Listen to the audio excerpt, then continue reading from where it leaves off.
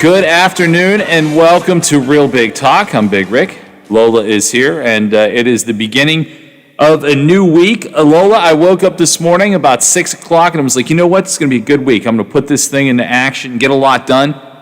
And everything I've done today so far is kind of like stubbing your toe. It's annoying, but it doesn't kill you. For whatever reason, I cannot get out of my own way today at all. I don't know. I'm glad you go one way on the freeway and I go the other. Yeah, seriously. I mean, it's like I said, it's nothing that bad. It's not like there's any real issues, but I don't know. I woke up like, I'm going to do this.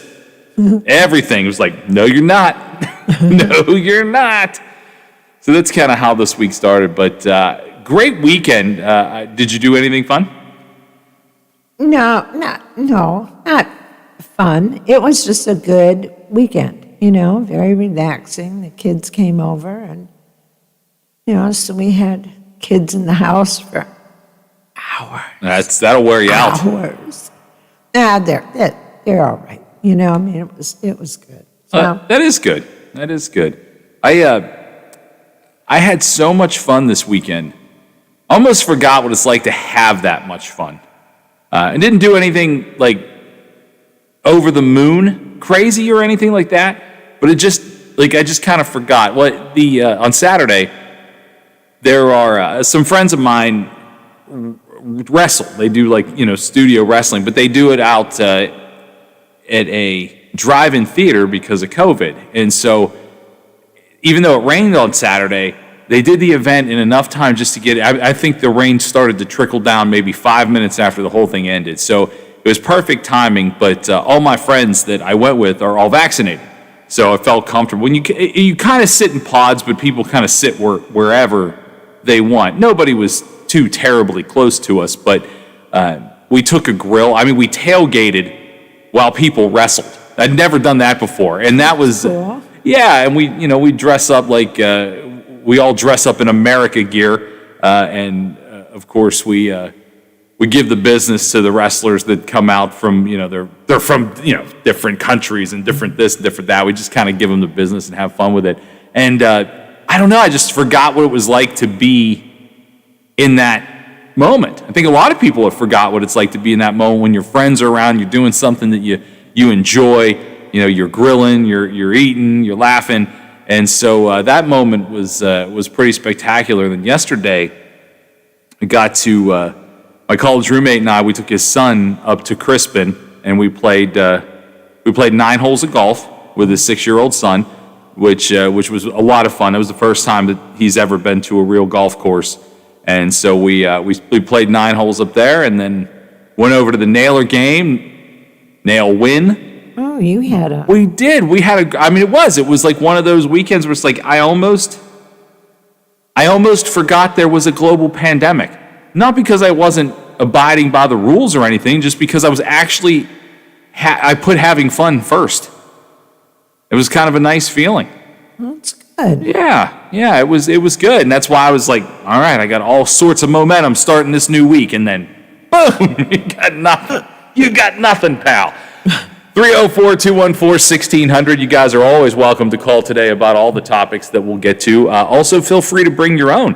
The bridge is floating. Yes, I have been fascinated by this all morning. I have a buddy of mine in Parkersburg, and I had no idea that he would even really know that much about it or care that much about it. But he has posted. There's a lot of photographers along the banks of the river, and he must have posted or reposted or shared, I guess, I don't know, 15, 16 different photographers' visions of what this looks like, and I am fascinated by every single second of it. The time-lapse video is fun because it's moving very slow. I think that's one thing that people may not realize when they look at the pictures or when they watch the time-lapse video. It's like, wow, this thing's really trucking. It's going very slow. Mm-hmm. It's going very slow, but it is something to watch. So if you're going to get a chance to check that out, if you take pictures of it, I mean, there's, like I said, there's a lot of great photographers out there on the banks of the water taking pictures. But if you catch a great picture of it, send it to us. We want to see it. You can do that at the Watchdog at our Facebook page. We would love to see that. And, I don't know if you'd call it a once-in-a-lifetime experience, but it certainly is an interesting thing to see with your own eyes. So if you do go out there, we would absolutely love to see your pictures and enjoy what it is. It's neat. To me, it's architecture in motion, which is not something you see all the time. Architecture is usually something that is put somewhere and it stays there. This is literally architecture in motion. So for me, I thought that was a cool thing, and the pictures are great. The WTRF has a live feed of it too, if you have the app or you want to go to our news partner and check that out. So that's some pretty neat stuff. Today we're going to get into where Joe Manchin stands. Joe Manchin is not a roadblock, at least that's what he says about the infrastructure plan. So we'll talk about that during the course of today's show. I just saw something. I really just saw it walking in here, so I want to investigate it when we go into break, and we'll come back and we'll talk about this. It looks like, did I see this correctly? Maybe you haven't seen it yet, Lowell, either. But did Jim Justice say the state's going to give away savings bonds to kids that get vaccinated? Yep. Well, that is an interesting plan. And again, I'm not sure that I don't have all the details on that, but Well, that's all I know. Okay. He made the statement that, yep, kids that get vaccinated get a savings bond. There's the opposition to that for so many is going to be, well, you're bribing people to take your whatever it takes. And that's kind of where the interesting part for me lies. What does it take? What will it take? I think a lot of parents, and West Virginia's vaccination rate, so far so good, but now is obviously slowing, just like the rest of the country.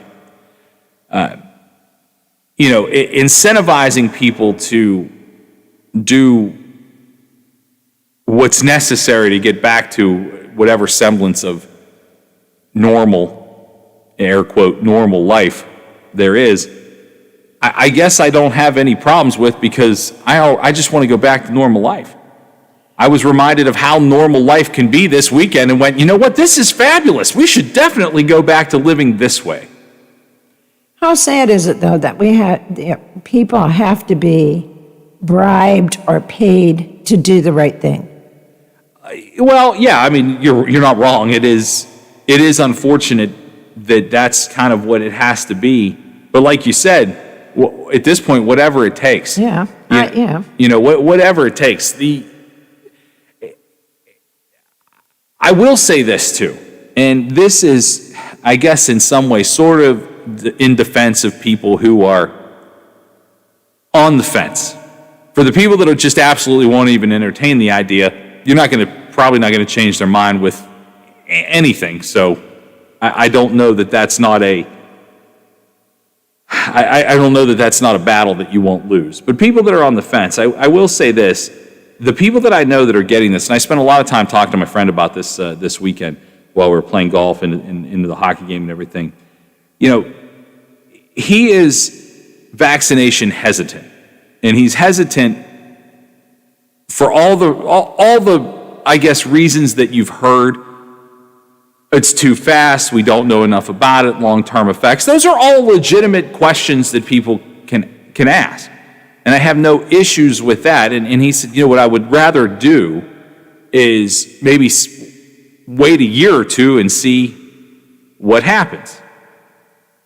And he essentially said he's going to get almost forced into it because he has to start traveling again for work. And that's something that maybe his company doesn't require, but air travel might, and all those sorts of things. So I think the pinch of maybe it's not going to be required by law, but the fact is, to be able to move forward, I think enough private companies and entities are going to go, look, if you want to do this business with us, we need proof that you can come into our building and be around our employees and those types of things, because your business may not make it mandatory, but to do business with us and come into our building and be a part of what we're doing here, you need to do the same as our other employees have done. Again, I don't know what the legal ramifications of that will be, and we'll be figuring that out forever. I mean, that's coming forever. That's not going to go away anytime soon. But I see a lot of people that do get it, that go out and get the vaccination, and they'll post something like, well, I haven't grown a third eye yet. I appreciate the fact that you went out and got vaccinated. Thank you. The world thanks you. But this is the one thing I feel like we joke about that we can't or shouldn't. And maybe that's part of what creates the hesitancy from others. It's like, oh, well, I got it, and not, I haven't grown a third arm. Well, you're not going to. But when people continuously see that message over and over and over again, and they're already on the fence, they're going, I'll wait to see if he does grow a third arm before I go ahead and bite off more than I can chew. I think people just say things like that to kind of poke at the people that are going, oh, I'm not, Yeah, I mean, I hope that's what it is. But oh, I'm sure I would have done that. Would you? I mean, I don't post, but, joking around, so many people that I know, will walk up and go, yep, well, I'm not growing green. And, because it's to people that are not hesitant to get it, it's funny that people would be. Funny is not really the right word, but Yeah, I just find it strange a little that people are still after hundreds of thousands, millions around the world, or actually hundreds of millions of people in this country have been vaccinated. Yeah. Oh, and yeah. Pennsylvania just hit 8 million over the weekend. Well, we're at 200 million countrywide. Yeah, so I mean, it is, and it's going overwhelmingly well. Let's take this first quick break, and we'll talk about the other part of the conversation I had with my friend, because this, I think, is something that is going to play out in an interesting fashion. We'll get to that in a minute. Also, we'll take your phone calls, 304-214-1600. I know sometimes we have different people checking in from different vaccination clinics and things like that. Wonder what your hesitancy has been like. Has business picked up? Has it slowed down? Are people still looking or asking questions? Would love to hear from you as well. We'll take this quick break, and we'll be back on the Watchdog. Does your company's website work for you? Is it helping attract new clients and improving your brand awareness? If not, or you don't know, contact the team at Omni Strategic Technologies. With expert web developers, they build amazing web experiences that help their clients perform better. Contact Omni at 304-242-7600 or visit them at www.omniperforms.com. Now, during the Jim Robinson Ford Lincoln Toyota Pre-Owned Super Sale, select from over 80 vehicles in stock starting under $5,000. Most are local trades, many with one owner. Hurry to Jim Robinson at the Highlands, home of lifetime powertrain protection. Now, during the Jim Robinson Ford Lincoln Toyota Pre-Owned Super Sale, select from over 80 vehicles in stock starting under $5,000. Most are local trades, many with one owner. Hurry to In a hurry and need to see a doctor? The Woodsdale Health Center and Walk-In Clinic is located across from Little Caesars on National Road. Open 7 to 7 Monday through Friday. Patients can receive primary care, treatment of minor illnesses and injuries, wellness visits and physicals. There's also a lab draw station open from 8 to noon weekdays. A division of Wheeling Hospital, the Woodsdale Health Center is led by family physician Dr. Michael Wilson. Call 304-234-1971. They'll take good care of you. Come to the Nailers Marvel Superhero Night, Saturday, May 1st. Meet Spider-Man. Join the Marvel Superhero Costume Contest. Plus, participate in an in-game specialty Spider-Man jersey auction. Buy your tickets now for Marvel Superhero Night, Saturday, May 1st, puck drop 7:10, and for Sunday, May 2nd, when the Nailers battle the Indy Fuel at 4:10. Call 304-234-GOLD or visit WheelingNailers.com. This is Nail City. Are you or your loved ones facing a serious legal battle? The law office of Paul Harris wants you to know you aren't alone. Do you need someone that's not afraid to go to trial and fight for your rights? Attorney Paul Harris and his team are willing to go where most firms are not. The Courtroom. With a successful track record in civil litigation, criminal defense, including tax issues and healthcare fraud, Harris Law Office will fight for their clients by offering the most aggressive representation in and out of court. Call Paul Harris at Harris Law Office for a free consultation. 304-232-5300. Follow us on Facebook for the latest news, show updates, podcasts, alerts, and live video streams from the Valley's only network dedicated to local, community-driven talk radio, The Watchdog.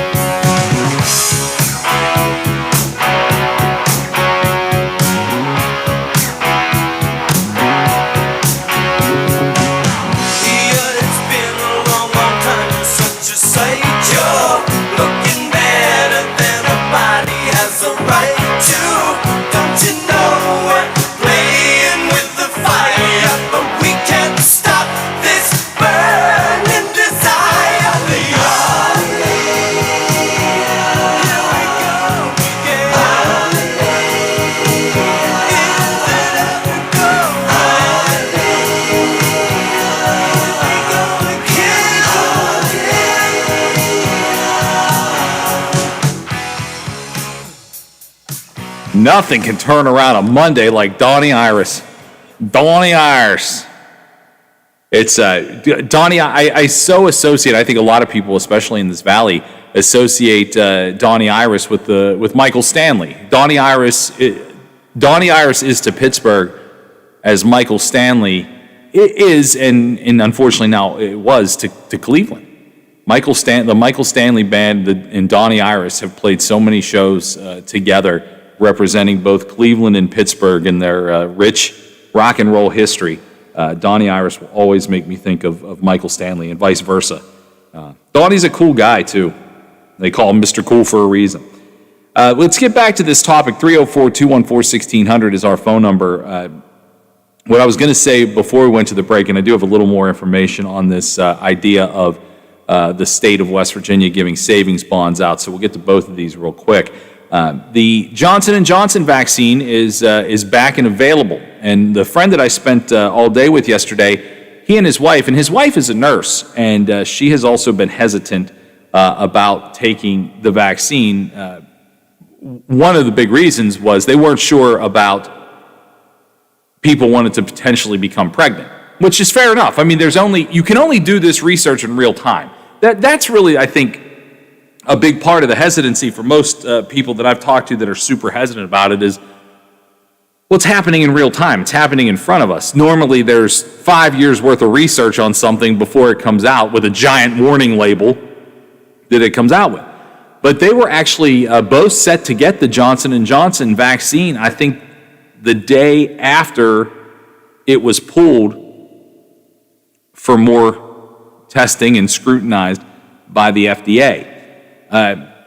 Do you think this is going to be a problem? I think people are going to shy away from it, even though it is the easiest of the three to get because it is the one and done shot, and really the numbers are quite low as far as people that have had the blood clot issues with it. I think it's maybe 9 or 10. It's still pretty low. And I can understand people going, well, I don't want to take that risk. Well, I understand, but that risk is so you take more risk crossing the street than you do taking the Johnson & Johnson shot. So I kind of try to put myself in his position as we talked about this yesterday. And I can say that if it was my turn, say tomorrow was my turn, and they said, hey, tomorrow we're serving the Johnson & Johnson shot, I guess it probably would play in my head a little bit like, it's the one we've heard the most about. But I also still think I would get it with no hesitation just because the numbers are so low. I know that I do enough dumb things in my life to cause problems to myself. And this, to me, doesn't seem like one that I would overly worry about. Would I be mad if I was one of the people that this happened to? Of course I would. Do I think it is? No. With those kind of numbers, I just absolutely don't think it would be. Lowell, do we have somebody on the line? Yeah, this is Justin. Hi, Justin. Welcome to the show. Hey, I got the Johnson & Johnson vaccine. I had no qualms about it. I mean, even though I got it a month ago, but still, I'm not worried about blood clots or anything. I was going to ask you, so you've had it for about a month. That means that about 20 days after you had it, which would make you just about fully vaccinated at that point. When you started to read about this stuff or hear about this stuff with the blood clot, did it even affect you? Did you even start to worry about it at all? No, because I figured I was over a month, almost a month in. I'm like, if I haven't had nothing by now, then I don't have nothing to worry about. Yeah, I would imagine I think that's how a lot of people would feel. And you know what it's probably going to take for people to go, you know what, this isn't as scary as it sounds, because it does. Anything that comes along, but again, you look at any commercial for any drug that you could take that'll prolong your life. Side effects may include, and then there's like a huge rattled off list. And that's stuff that, my mom takes Xarelto.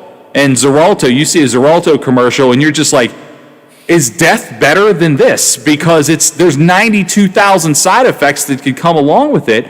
But at the end of the day, it does more to keep her alive and well than it does to attempt to kill her. I mean, and that's how a lot of drugs I feel are like. But this Johnson & Johnson thing, to me, the numbers are just so low. It's good to hear you say that, because I don't want people that had taken the Johnson & Johnson prior to start to worry about it. So I'm glad that you didn't.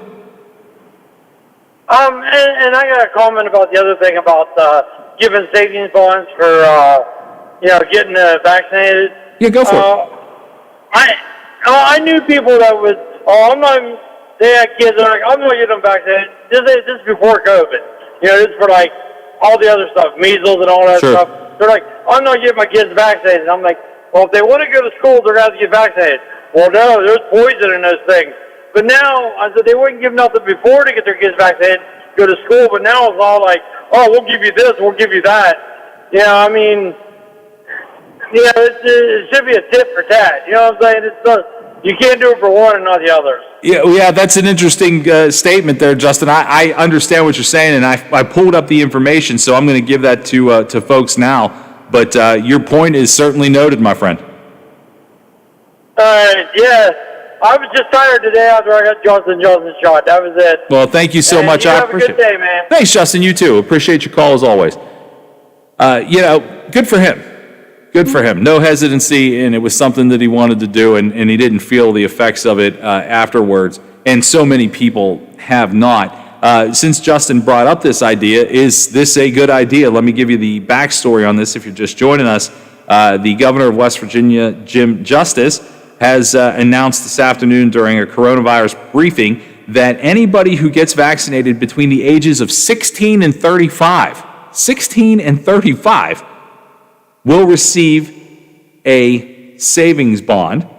The savings bond plan is, of course, an effort to get more people COVID vaccinated here in the state of West Virginia. He says, we can use care dollars to do exactly just this. We're going to give every single one of these people that people have already, and the people that have already stepped up, we're going to give them a $100 savings bond to every single one that takes their vaccine. That is obviously a Jim Justice quote because there's a lot of extra words in it.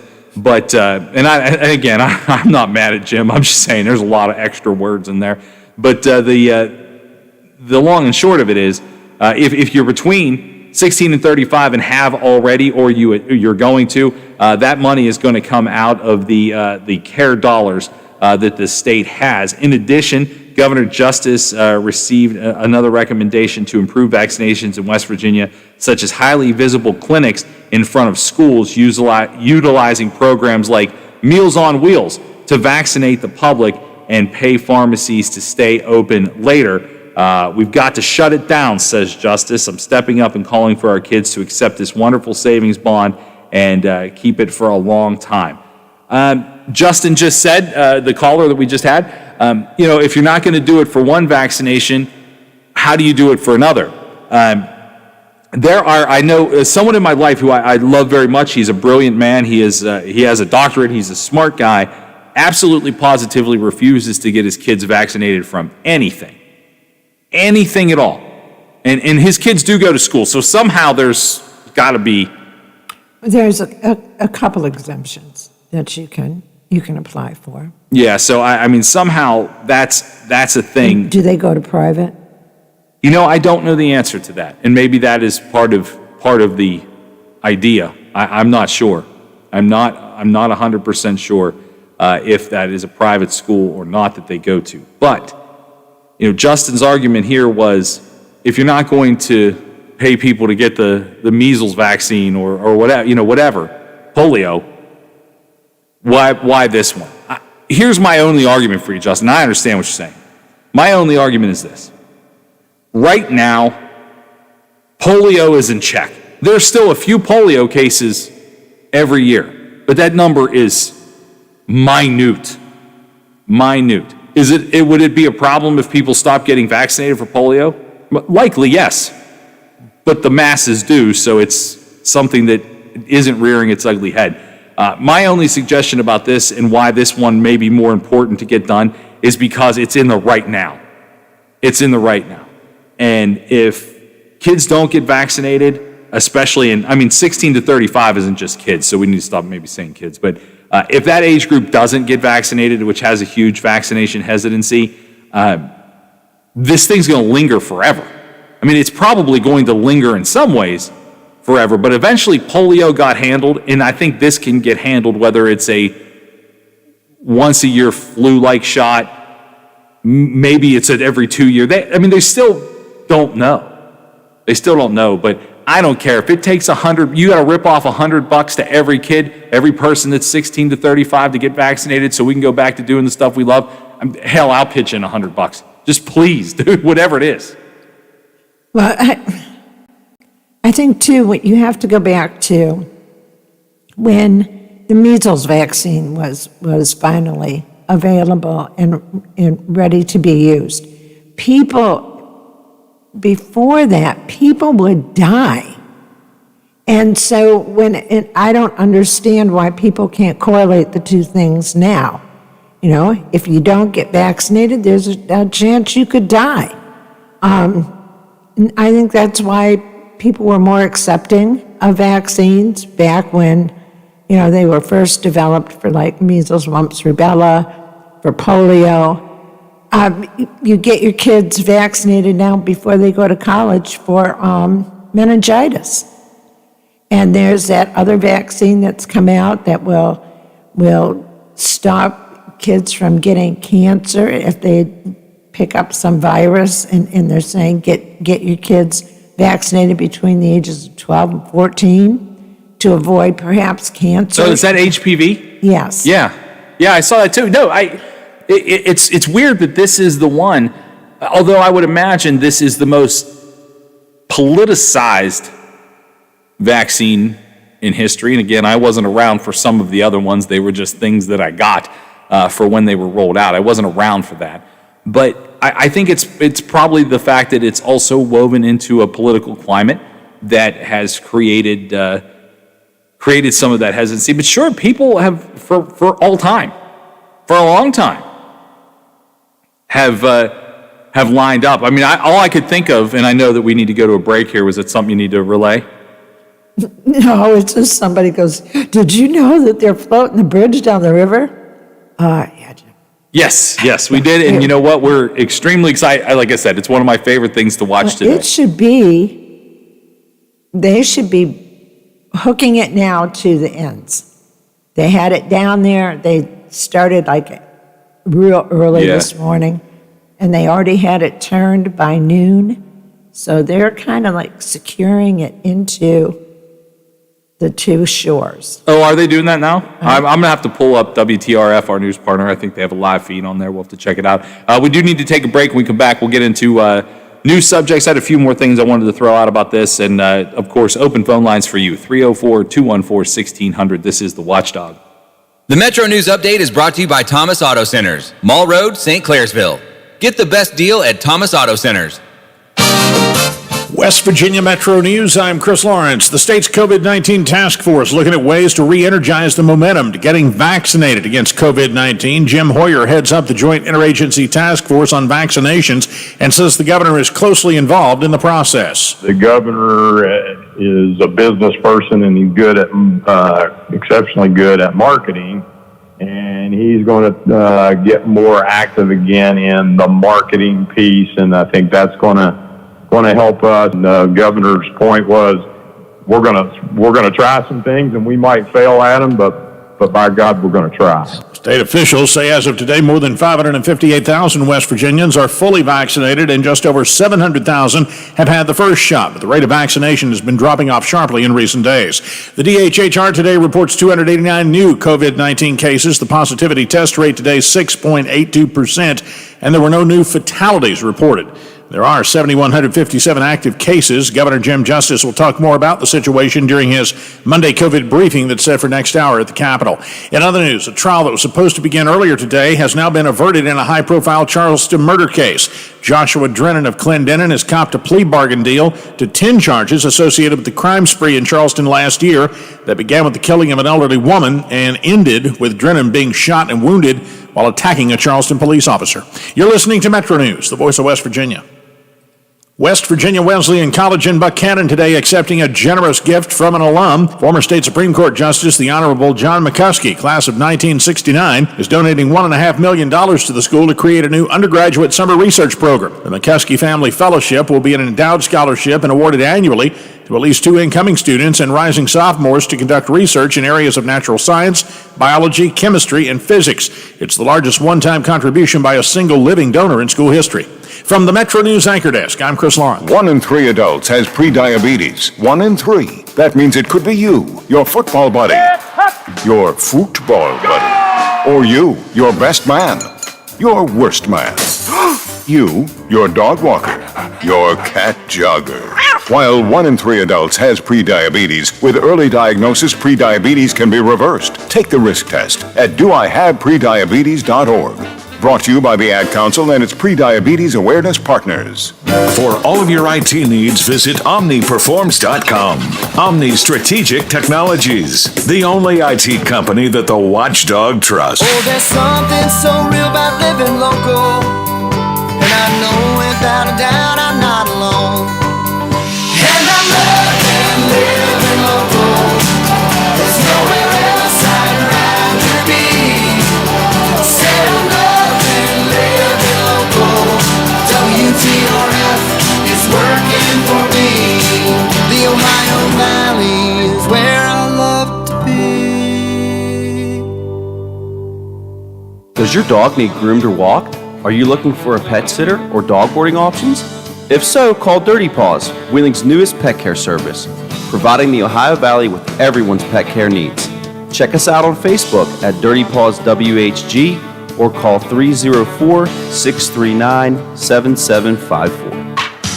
AutomotiveMat.com presents the Sports Flash, powered by The Score on the Watchdog. I'm John Thayer. Mark Leishman and Cameron Smith won the Zurich Classic of New Orleans yesterday, winning in a playoff over Louis Oosthuizen and Charles Schwartzel. The two teams finished at 20 under par for the weekend. The PGA Tour heads this week to Palm Harbor, Florida, for the Valspar Championship. Brad Keselowski sealed his Talladega victory yesterday with a last lap pass in overtime. It was the first victory of the season for Keselowski. William Byron, Michael McDowell, Kevin Harvick, and Matt DiBenedetto were in the top 5. The NFL draft is set for this week. The draft action gets underway on Thursday with round number 1. Download the Score app today. Lightning fast sports alerts so you never miss a thing. I'm John Thayer with the Sports Flash, powered by The Score on the Watchdog. With 24/7 customer service and guaranteed repairs, your Progressive policy works the way it's supposed to. Unlike this stressful meditation guide. Take a deep breath. Focus on all the things you have to do. Did someone make the vet appointment yet? You don't know? That feels like something you should know. Switch to Progressive today. You are a mess. Progressive Casualty Insurance Company and affiliates. Repairs through Progressive Network Shops, guaranteed for as long as you own or lease your car. I'm Dr. Andrea Russo, a cardiologist. Maybe you're waiting to talk to your doctor right now, but if you're having an irregular heartbeat, heart racing, chest pain, shortness of breath, fatigue, or lightheadedness, don't wait. This could be a serious condition like atrial fibrillation, which can make you about 5 times more likely to have a stroke. If you're having these symptoms, don't wait. Talk to a doctor by phone, online, or in person. Brought to you by Bristol Myers Squibb and Pfizer. The Variety Show with Bill DeFabio is live on the Watchdog Monday, Tuesday, Thursday, and Friday. We talk to some of the region's best business owners while keeping you informed about area events and happenings. You won't believe who I have on next. Tune in and get with the program. Guests from preachers to pros and even some Super Bowl champions. Join me, Bill DeFabio, from noon to 2 for The Variety Show on the Watchdog.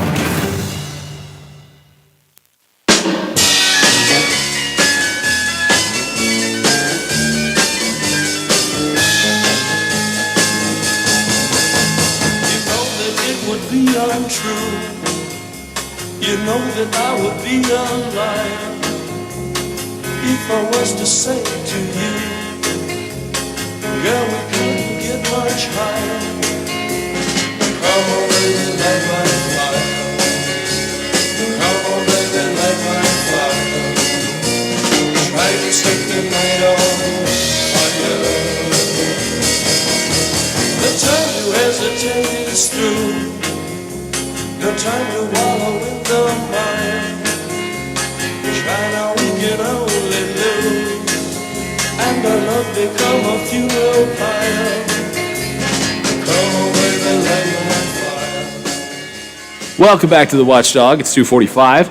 I'm Rick. That's Lola. I got a couple programming notes to pass along to you. Tomorrow night, we will have Wheeling Central versus Trinity. That will be on KKX and WVLY. We've got Thursday basketball action as well.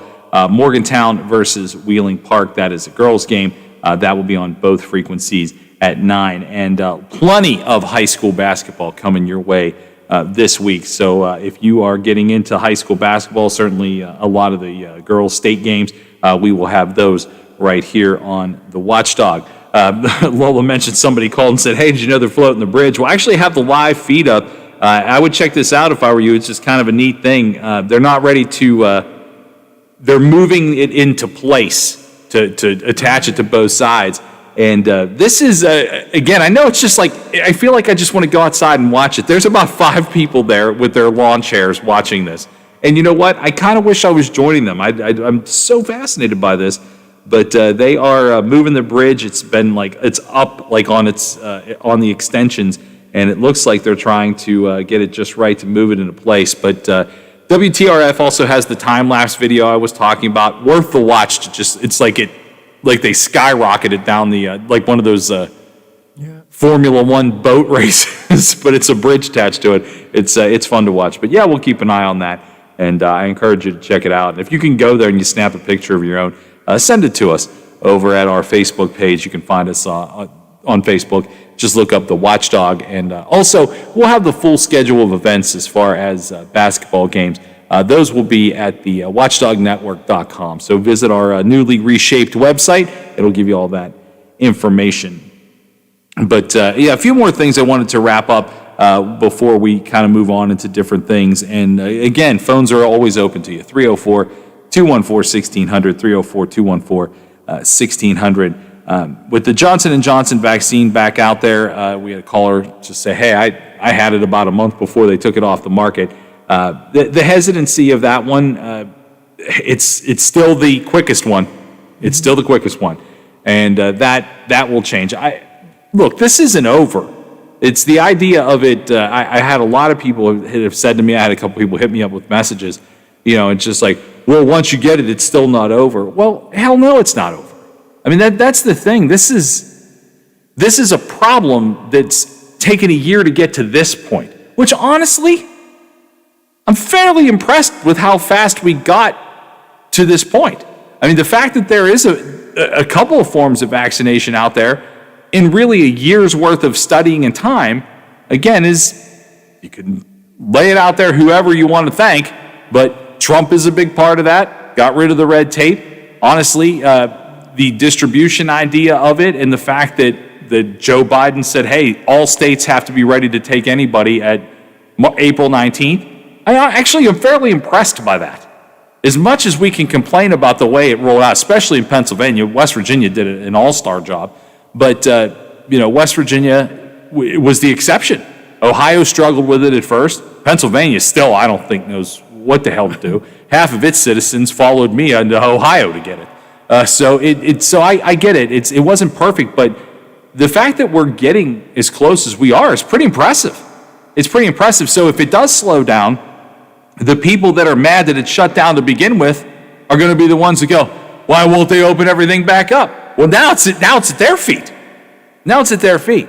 Those of us that didn't have that hesitancy or overcame our hesitancy and said, look, it's for the greater good, including the ability to go visit our family and friends and do all those types of things, it is. Now it's going to be interesting to see how that crowd reacts to, well, I want to be able to go do what I want to do. So we all do. But now that ball is in another court. And that's where I think that, people have registered. I got a couple messages regarding the idea of the savings bonds for people 16 to 35. Again, West Virginia spends a lot of money on things that don't necessarily help West Virginians. This isn't one of those things. This helps West Virginia. It helps it, I think, greatly. Because people will do things for $100. I know I hate to make it sound cheap, but for $100, a lot of, not just West Virginians, a lot of people, but only West Virginia I've seen offering this. They go, you know what? I'll do it for $100. I think it may work. We heard that clip on the Metro News update. Jim Justice basically saying, hey, I will. It may work, it may not, but we're willing to try. I actually got to give him credit. Get kids, younger people are the ones now that are getting sick and ending up in the hospital. And let's face it, if you're a teenager or a young 20-something, $100 is $100. Sure. So have at it. We've sold plasma. I mean, people have sold plasma to make less. You're there for hours.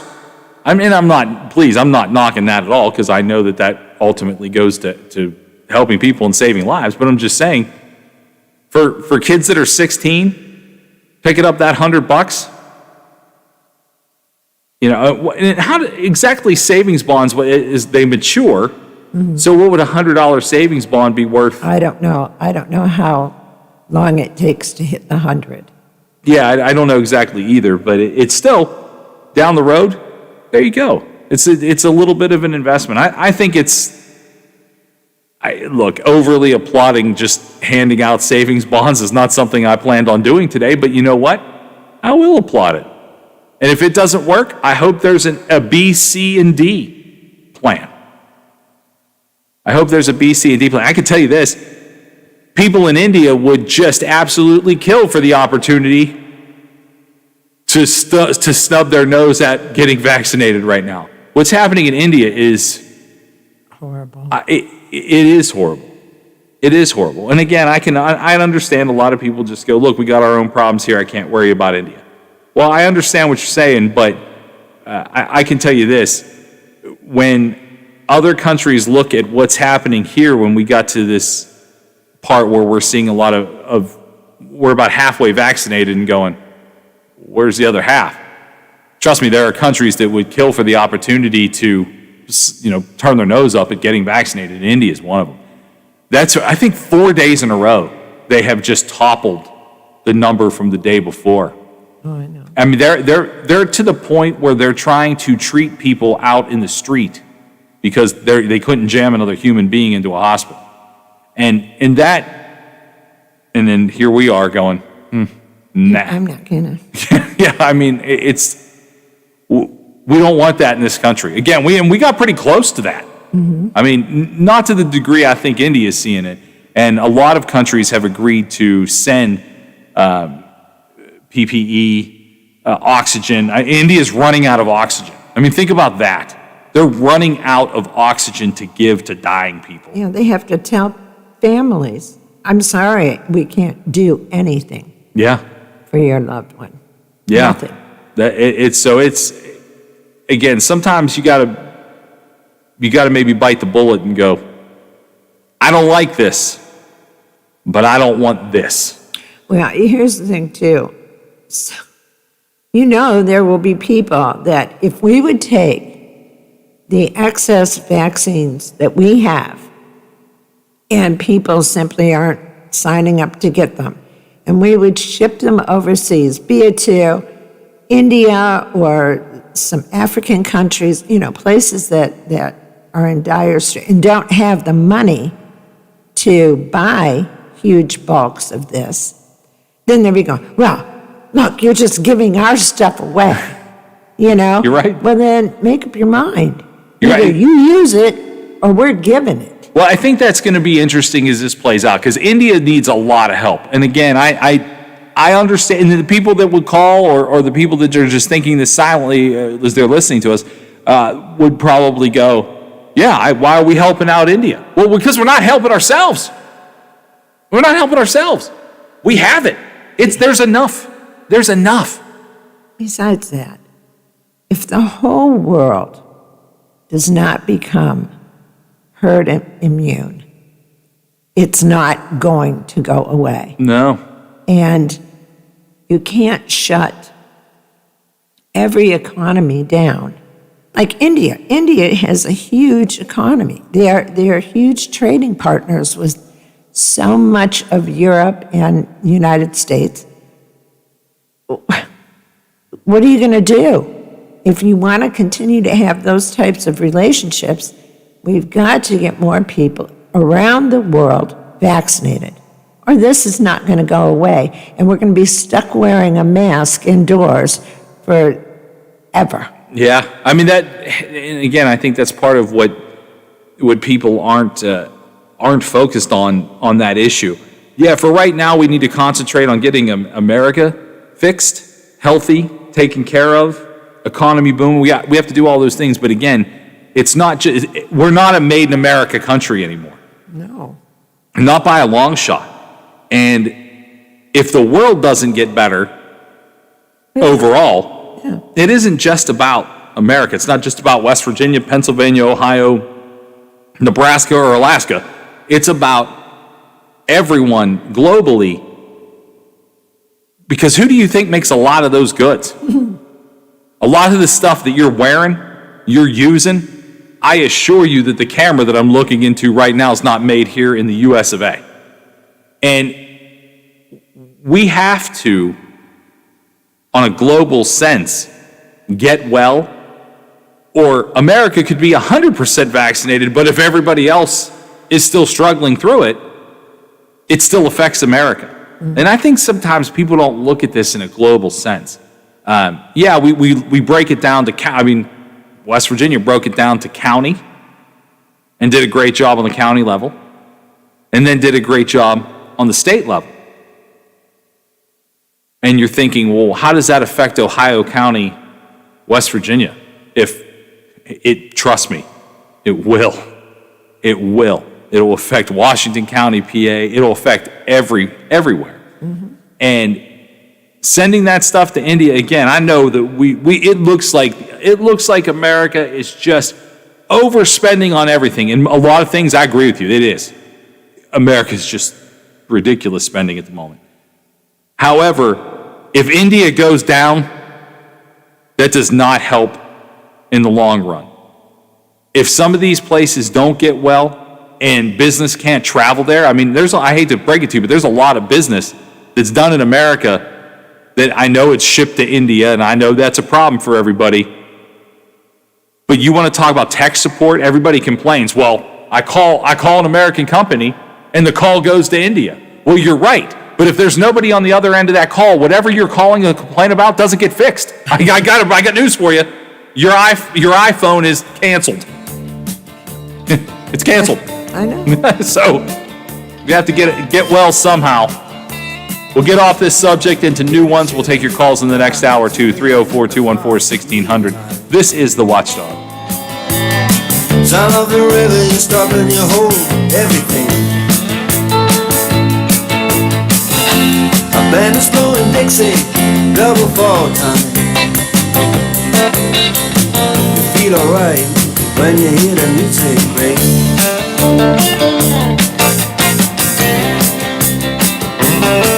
And now you step inside, but you don't see too many faces. Coming in out of the rain, they hear the jazz go down.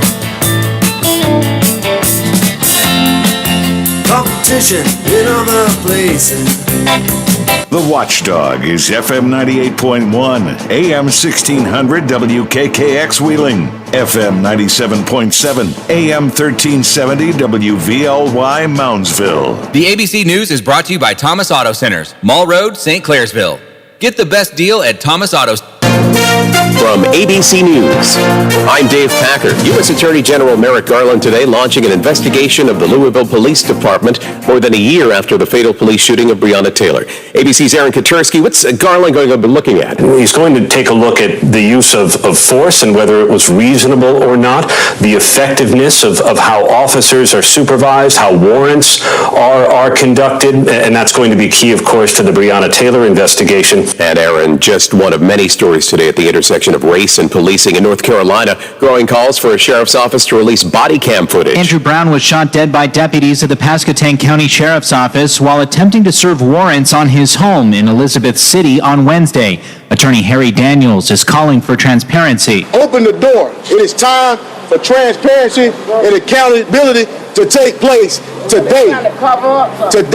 7 deputies have been placed on administrative leave. The sheriff's office says it's working to redact portions of the video prior to release because it's part of an ongoing investigation.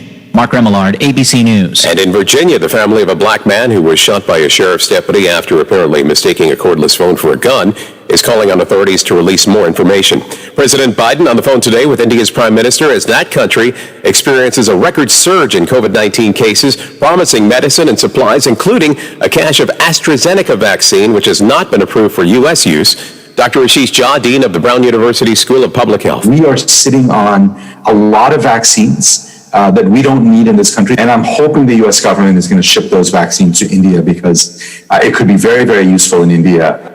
Today at the White House, the director of the National Economic Council saying President Biden's tax hike would impact about 3 out of every 1,000 U.S. households. Mixed market on Wall Street with the Dow down 18 points, the NASDAQ up 130. You're listening to ABC News. Hello, good neighbor. Pat Boone here. You know, for years I've been warning Americans about the secret war on cash by big government, targeting your money and your privacy. Now, recent reports confirm that some banks are refusing to cash checks, and cash is being confiscated from innocent citizens. I'm serious. It's truly shocking. The folks at Swiss America have detailed all the dirty little government secrets in their free report, The Secret War on Cash, and it's available now by calling 800-630-1492. Why don't you write that down, 800-630-1492. Because time's running out to take action. Don't become the next victim in this battle. Get The Secret War on Cash. Call 800-630-1492. And be sure to tell them Pat Boone gave you this number, 800-630-1492. 800-630-1492. Major concerns about the months ahead in California. Once April ends, California usually doesn't get rain again until December or even later, and this year is shaping up to be bad. A new analysis says 85% of California is already in severe, extreme, or exceptional drought. In the eastern San Francisco Bay Area, Andrea Pook says her agency will vote this week on declaring a stage 1 drought. It is looking like the driest year ever for us. And that means beginning with voluntary water restrictions. Firefighters say it could mean a really rough 8 months ahead. Alex Stone, ABC News, Los Angeles. Scientists are seeing more of some types of insects due to climate change, including one that can hurt. Gardeners who love butterflies first have to put up with caterpillars, some of which eat our plants, others which carry venomous stingers on their bodies. In other words, says entomologist Molly Keck, the immature form is harmful, whereas the adult form is beneficial. Because they pollinate the plants they land on. Caterpillars to avoid touching are generally the ones that look furry, the ones that ironically seem the most touchable. Jim Ryan, ABC News. The Florida Senate has passed a bill limiting the use of ballot drop boxes and reducing the number of elections covered by a mail-in application. One Republican joining all Democrats in opposition. Democrats outpaced Republicans voting by mail last year. This is ABC News. I absolutely love my dog, but the constant shedding, not so much. But then I got a Swiffer Sweeper Pet Kit, and it is amazing. These super thick cloths pick up a crazy amount of hair. Just look at all that. And that was from just one swipe. And the best part? Sweeper's so much easier to maneuver than a broom or a vacuum, easily getting around chairs and under the couch. You're right. Now I can focus on you, not your shedding. Swiffer Sweeper Pet Kit, because shed happens. Dave Packer, ABC News. This is ONN. Northeast Ohio Congressman Tim Ryan, a 10-term Democrat from Niles, says he's running for the U.S. Senate seat that's opening up next year when Republican Rob Portman's term expires. ONN's Dave James reports. Ryan released an introductory campaign video this morning focusing on workers. It can't be businesses versus workers. This is a partnership, but that partnership needs to be redefined. We have to cut workers in on the deal. I'll work with anyone to rebuild our economy, but I will never sell out our workers. I'm Tim Ryan. I'm running for Senate, and I can't wait to get Ohio working again. Several Republicans have announced they're running for the seat as well. Dave James, ONN News. And in suburban Cleveland, a COVID-19 outbreak has been reported at Normandy High School in Parma, and more than 50 students have been asked to self-quarantine. Lena Lai with affiliate station WKYC-TV in Cleveland has more. It's partially connected to a recent band trip to Disney World. 14 students tested positive, and 4 of the cases are directly related to the trip. We do know of at least one parent who got COVID from their child. The district says that all of the students are either asymptomatic or have mild symptoms. All students will now have their temperatures checked at entrances, and anyone with fever or not feeling well will not be allowed inside. I'm Lena Lai. For a look at state news anytime, visit ONNradio.com. I'm Daniel Barnett on the Ohio News Network. More live and local programming than anyone else in the Ohio Valley. The Watchdog returns in moments. Quaker Steak and Lube at the Highlands is the perfect place to relax after a long day. Happy hour from 3 to 6 Monday through Friday. Get $2 off appetizers, $3 off domestic drafts, and house wine specials. Quaker Steak and Lube, voted Best Wings USA. Quaker Steak and Lube at the Highlands with another steal of a deal. Get a steak burger and fries all day Monday for only $8.99. It's also Military Mondays. The Lube will take 25% off for all veterans, active duty military, and first responders. Quaker Steak and Lube, voted Best Wings USA. Save big money in your next project with 11% off everything now at Menards. Landscape now and enjoy all summer with our great selection of landscape blocks. Whether it's a spacious patio, a decorative walkway, or flawless landscaping, you'll find the perfect blocks for your project. Save 11% on all concrete landscape and patio blocks. Get 11% off everything now at Menards. Good through May 1st. Savings are mail-in rebates. Some exclusions apply. See store for details. Save big money at Menards. Hello, everyone. From the Watchdog, I'm the Storm Tracker, Darnell Foster. With a look at your local weather forecast for your Monday. Mostly sunny skies, a daytime high near 65. Mainly clear through the overnight with a low near 49. Clouds and sunshine mixing for your Tuesday with highs in the lower 80s. Have yourself a great day, everyone. From the Watchdog, I'm Darnell Foster. The views and opinions expressed on the following program are not necessarily those of this station or its sponsors. It's not red. It's not blue. It's just real. Real Big Talk with Big Rick continues now on the Watchdog.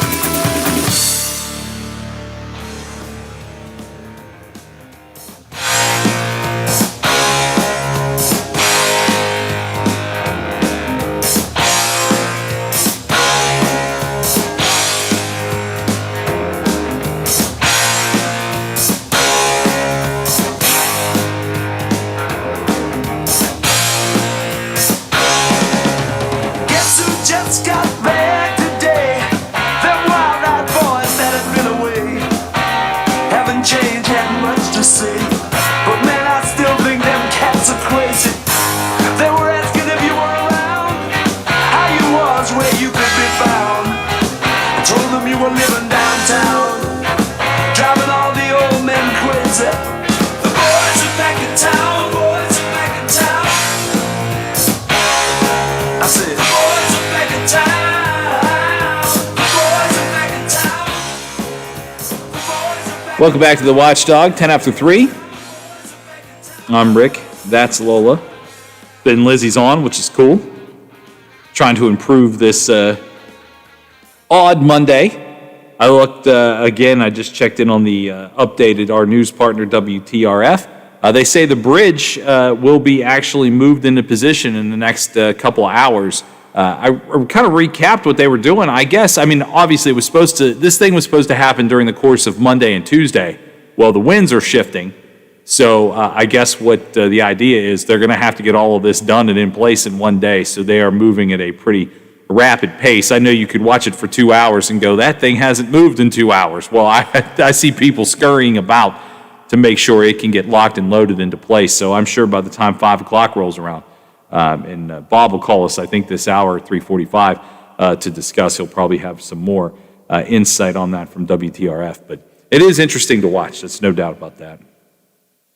Over the weekend and continuing through this weekend, there were protests in Columbus over the killing of Micaiah Bryant. And she was, of course, fatally shot by Officer Nicholas Reardon. That happened just this past Tuesday. And I did see, there are pros and cons here. I did see that there was a specific family-friendly only protest in Columbus so parents could discuss with their kids and show them that this is, when you're upset about something, this is the way to protest and this is why we're here. You know, I applaud that. It's a good learning opportunity. It's a good learning opportunity. We haven't shown, America hasn't shown it's capable of doing that in quite a long time. So, hey, specifically saying if your idea is to cause trouble, don't come to this one.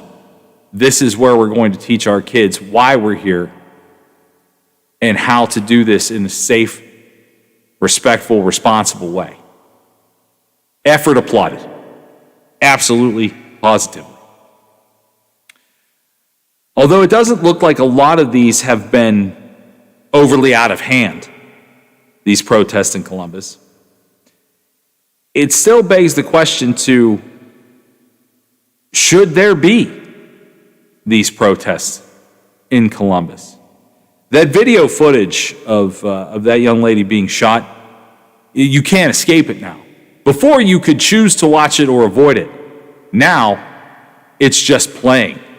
I pulled up the story I'm currently have pulled up is from 10tv.com. That is WBNS. And it's just playing. I didn't choose to click on it. So you can't really avoid it at this point if you want to. And I thought about this a lot. I had a couple conversations about it as I was with my friends this weekend. I like to check my opinions with my friends. Not that they'll necessarily change my mind, but let's face it, we all could get wrapped up in our own heads and go, this is how I feel about it, when maybe there's perspectives to be offered by talking about it. That's why we have this radio show, to talk about it. 304-214-1600, 304-214-1600. Do you like the idea of the fact that there was a specific family-friendly protest opportunity for people to teach their kids about why they were there, what's going on in the world, and how to do it in a safe, responsible manner? I think that's cool. I think that's something that you can get behind and say, this is the way you should do it. That's wonderful.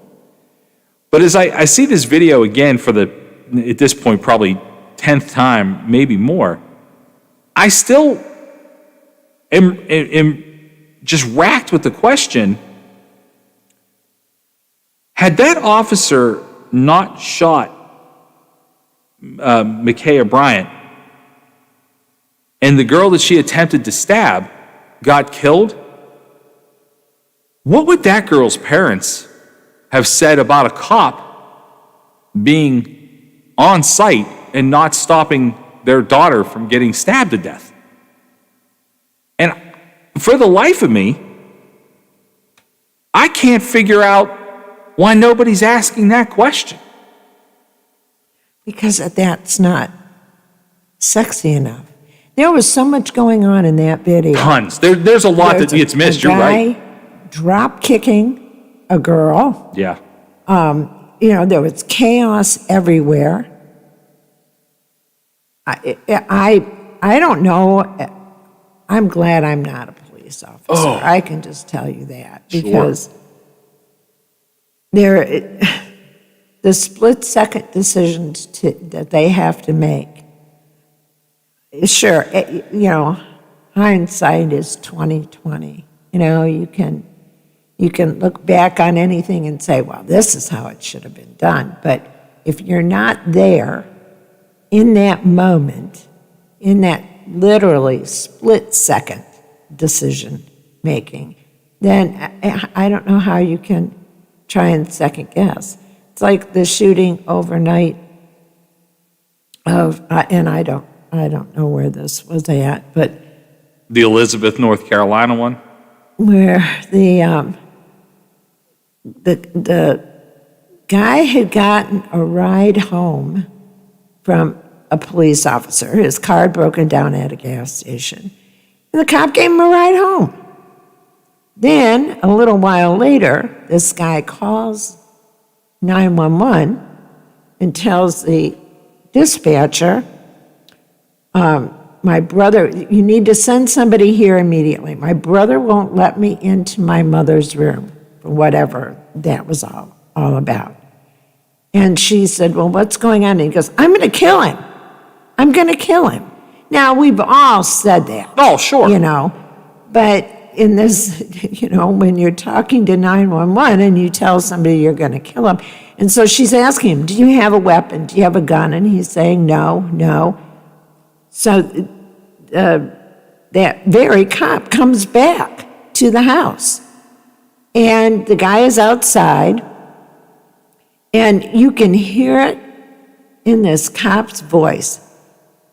It's like this frantic, get your hands up, just get your hands up, drop the gun. And he's screaming this over and over and over again. And he ends up shooting the guy. 10 shots were fired. I don't know how many hit the guy. It turned out what was in his hand was A cordless, or a phone. a phone. So, but how was it? It was pitch black. You can't see anything from the body cam, really, until he got close. And then immediately he starts applying first aid,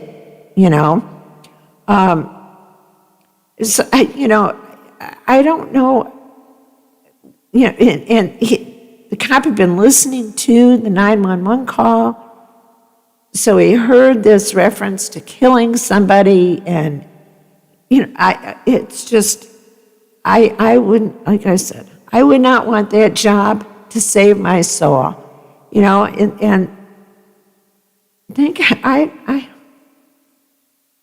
don't know. Yeah, I don't know either.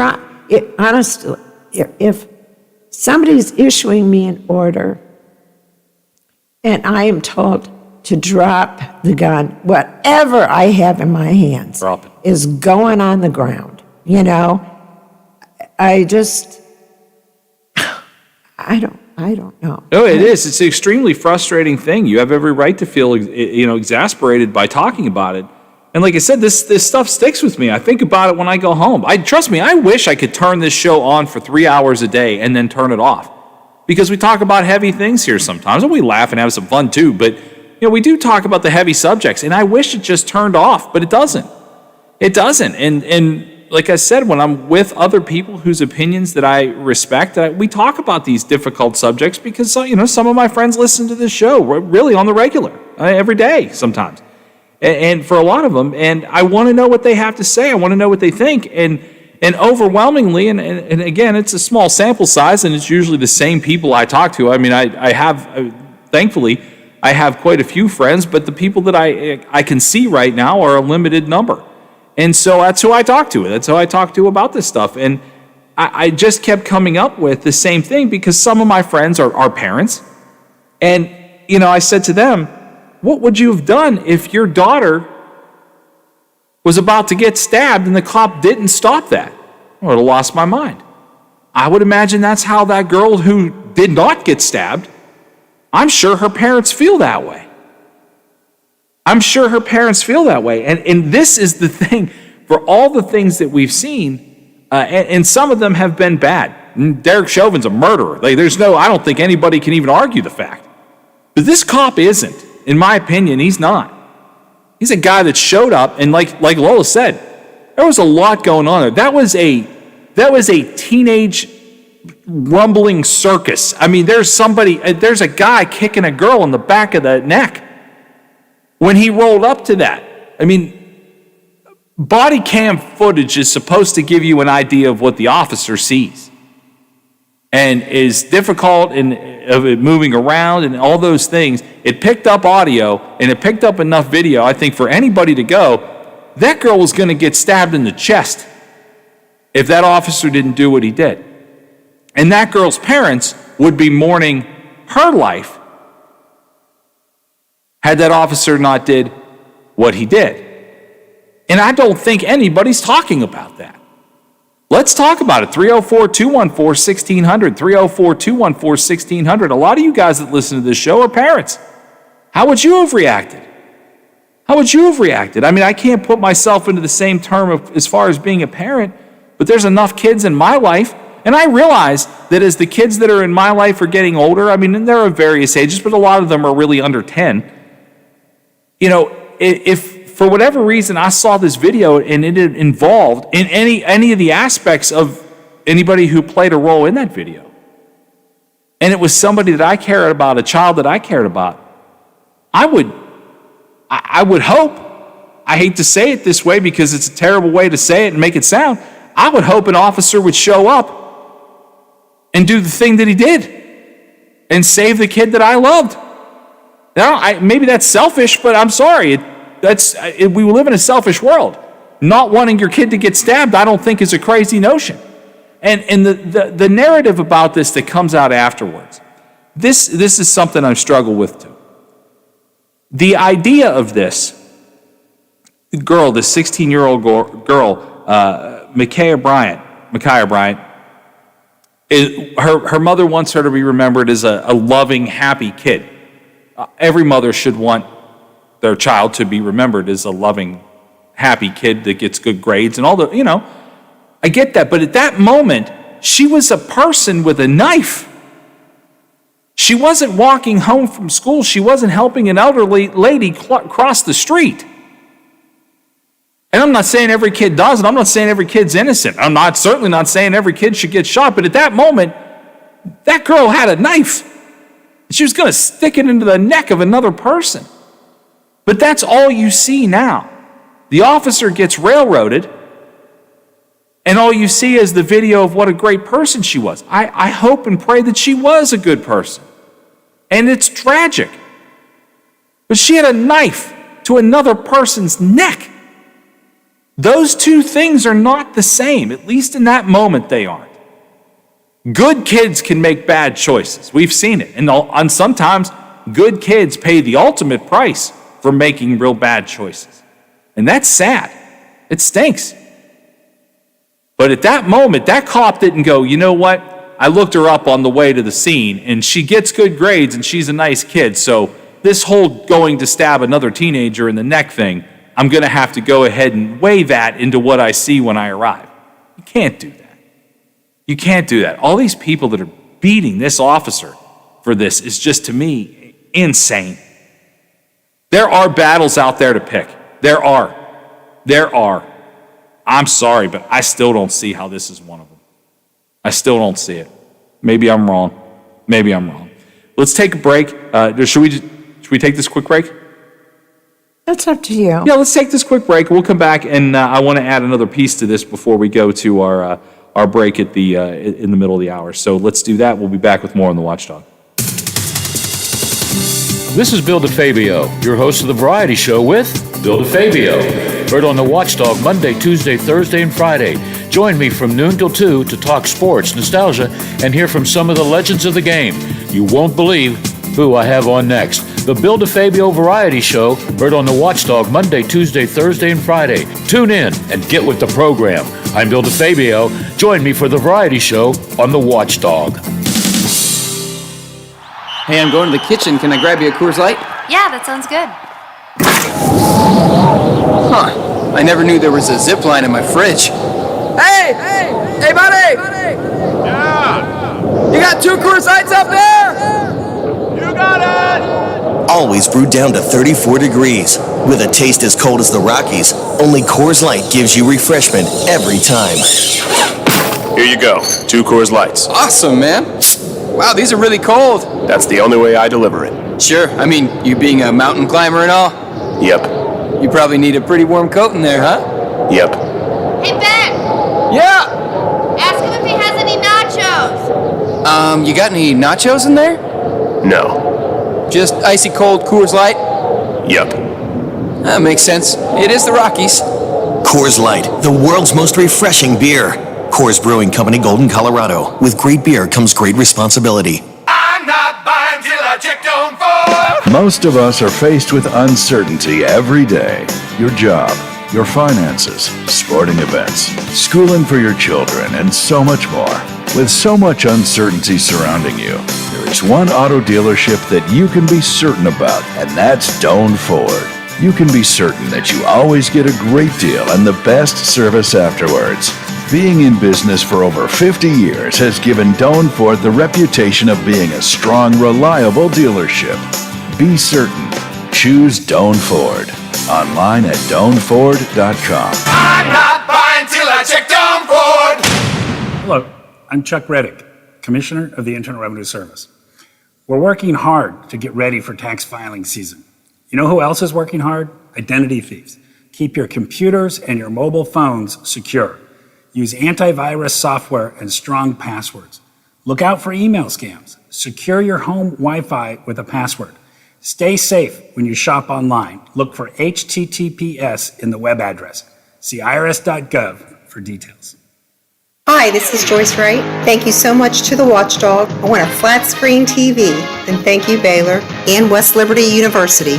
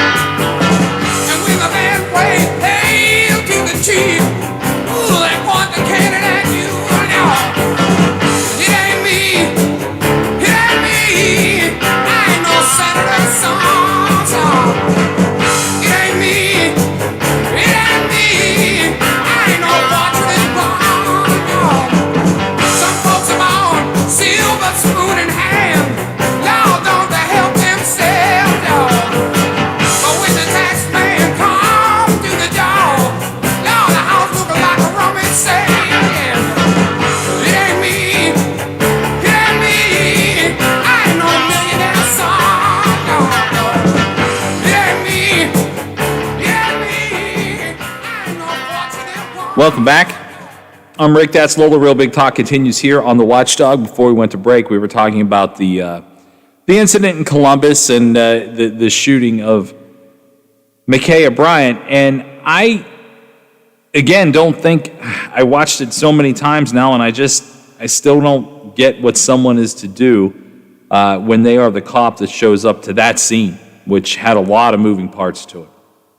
One of the things that happened in the aftermath of all of that was NBA star LeBron James goes ahead and tweets a picture of that cop with hashtag accountability and "you're next" as the captions. It was relatively quickly deleted, but nothing is ever gone from the internet once it's posted, especially if you're someone of the, I guess, the following that he has, the influencing that LeBron James has. Everything I'm sure he posts is recorded by someone somewhere to make sure they have it. Well, even though that was quickly removed, and there has been a lot of chatter about it, the NBA, LeBron's sponsors, nor the Lakers have really said or done anything about it. In Cincinnati, there is a place called Lions Pub, and its owner said it will no longer air any NBA games inside the pub until LeBron James is, quote, expelled from the league. Well, I don't know that that's really going to change a whole lot, and LeBron is not going to get expelled from the NBA. But we have seen a lot of this back and forth. I mean, I hate to use the term because it's just something that we're going to hear forever as it is, but the woke movement versus people that don't want the woke movement, and we've seen it, and that includes, and again, this isn't my definition, so please don't call here saying that this is something I made up, but a lot of people include the idea of the Major League Baseball game pulling out of Georgia as part of the, these woke this and woke that. That is the term. Again, I didn't make it up. It's just something that I'm explaining as it's part of the whole conversation. The NBA in this area, in this region, really isn't terribly popular. And I think that's part of what people don't understand, especially, and I'm speaking as a native Pittsburgher. A lot of native Pittsburghers or people in the region will go, well, nobody cares about the NBA anyway. That's absolutely not true. That's the absolute wrong narrative. That is not true 1,000%. What's true is this particular region, until you say Cleveland, the NBA has just been not part of your life. The NBA has not been to Pittsburgh. They had a failed CBA team, but just because it's not something that you have spent a ton of time with doesn't mean that the NBA isn't that big of a deal. It is. And that's why I can't understand why the NBA didn't say something. What that is, I don't know. I don't know what they could say. I don't know if they're protecting LeBron James as arguably their biggest star, or at least one of them. I don't know. But the NBA not saying something to me is a pretty big deal. The sponsors not saying something is a pretty big deal. And again, I don't think any of them have to take a shot at LeBron and just say, we don't, my goodness, there's a disclaimer that runs before I start talking on this program. The views of this program are not necessarily the views of this radio station or its sponsors. What's wrong with putting one of those out there if you're the NBA? Hey, look, we support people doing the right thing and justice and all those types of things, but this necessarily isn't something that we agreed with. I mean, that runs before this show, and I'm not LeBron James. There's been a lot of TV shows now that are running some type of a, I guess you call it a PSA, for lack of anything better. So yeah, it's becoming more and more popular to make some type of a statement, whether it's for, against, or indifferent. Yeah, I think a disclaimer in front of everything is, I think it's the way we're headed. And I'm not mad at the radio station for playing it. I get it. They have no idea what I'm going to say. Hell, sometimes I don't know how I'm going to feel about it when I start talking about it. But I get it. I'm just surprised that nobody else has done this. We have a call back there, Lola? It's Durbin. Durbin, how'd the potatoes make it through the freeze? Oh, we're doing all right, old buddy. Oh, good. Good. What's on your mind? Well, first of all, I want to give you a lot of kudos for bringing this topic up, because it's a taboo topic because you're late, I'm late, and Lola's late. And we're not allowed to talk about this as far as, because we don't understand, you know. We grew up different, and you know, we don't have a right to even talk about it. But here's some of the problems that I see with this whole scenario. Do you know who Ben Crump is? Yes, he's making a fortune being Ben Crump right now. Very true, very true. How come Ben Crump's the only person who can show up and speak for these people? I think a lot like... They're endless chasers. Well, I think for him, it's not so much an ambulance chaser. I think success breeds success. I mean, the guy wins cases like this. Let me pull. Let me just even the playing field here. Every time there was a high-profile murder, they call Cyril Wecht. Now, I mean, I don't think Cyril Wecht is still active as far as being and I don't know, maybe you know Lola, but I mean, Cyril Wecht is like the quintessential, he was the coroner, and I mean, he knows everything. He was part of the John Benet Ramsey. I mean, all these things that were outside of Pittsburgh, but Cyril Wecht just happened to be a Pittsburgh-based person. And so I think when things happen and you want to, like in these situations, Durbin, I think they go straight to the person who is known to win. You know, the same thing with Johnny Cochran. When they brought Johnny Cochran into the O.J. Simpson trial, you bring that guy in because that guy is a guy who had a history in that area, especially now. I mean, of course, he became a legendary, I mean, his story is legendary. But there are certain people that fit certain cases. And Ben Crump, right now, is that person in this particular world. So I'm not even really mad at that's who he is. I mean, that's a job I wouldn't want, but I'm not shocked by it because success breeds success. Yeah, but let me ask you this. If you're so right, why do you need a big shot like Ben Crump? Why can't you just have a regular lawyer because you're so right? Well, you know, it's became, to me, you know, just like the guy that was killed. And I think the cop is totally wrong. Don't get me wrong, I do. The delay on that guy for 9.5 minutes. He just, you know, I'm sorry, that's not being a policeman. I don't care what anybody says. Agreed. $27 million, okay, his family got for him getting killed. Correct. All right. But here's what it's become, though, too, is it's like nobody cares about that little girl that was going to stab the other girl. I mean, why was that girl in a foster home to begin with? Nobody checks in any of that. That's never brought out in the public hearing or nothing like that. That's supposed to be just served in the back and forgot about. See what I'm saying? You're right. First of all, I don't think there's even been enough time elapsed to answer all of these questions, but it's the questions I'm not hearing that I want answered. And that's the problem for me. Like, I'm not a reporter. I mean, I do have a media job, but honestly, I feel like I'm a talk show host. I talk. You're doing a damn good job, buddy. You're doing a damn good job. I appreciate you saying that.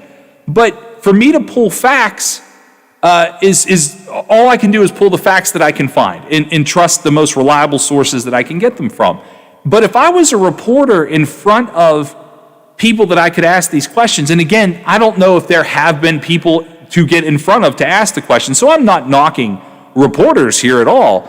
But to me, that's the answer that I want. Where is this other girl's family whose life was saved? And why aren't they saying, look, this is an issue. This girl could have been stabbed to death, and that was the attempt, but we're not mourning the loss of this person because this cop acted to save her life. That girl, although we have no idea what was happening at the moments before we saw body cam footage, it's all hearsay. All we can do is look at what we can see and go, that girl was going to stab another girl in the neck, and that's not allowed. And so he had two choices. Let that girl get stabbed in the neck and not shoot the other girl, or shoot the other girl and save the other girl's life. I don't see any other way around it. And since there's no other information, nobody's asking any questions, and nobody's putting forth that question on either side of this, then it has to lead me to go, because no one wants the answer. No one wants to hear, we are so glad that this girl is still alive because a cop acted swiftly when he saw somebody about to get stabbed. To me, that's what I saw. And until someone tells me that I'm wrong because there's more information, then I'm just going to go with the fact that I can look at something and call it what it is. As much as Derek Chauvin is a murderer, and I will 1,000% go to the grave thinking that guy is a straight-up murderer, I think this cop, if he's not a hero, he's at least a guy that showed up and did his job, and I don't know why he's getting slammed for that. Well, the only thing I can say back to you in a lot of ways, like I said, I'm closer to 70 than the other way, but all I've heard all my life is, well, you don't have a right, you don't understand. Well, you know what? I did see with my own eyes, and why am I seeing things different than yours? We can switch glasses, but we're still going to see the same thing. I think from now on, the police ought to show up in an instance like that. Instead of reaching for their gun, they need to get out their cell phone like everybody else has and video it. So it's for documentation, just like an accident. When you have an accident, you call the police for documentation. He doesn't say who's going to be right or wrong in those situations. He's just going to document it. And then when who's ever dead, he can call the ambulance and come on back home. And that way somebody's going to save $27 million.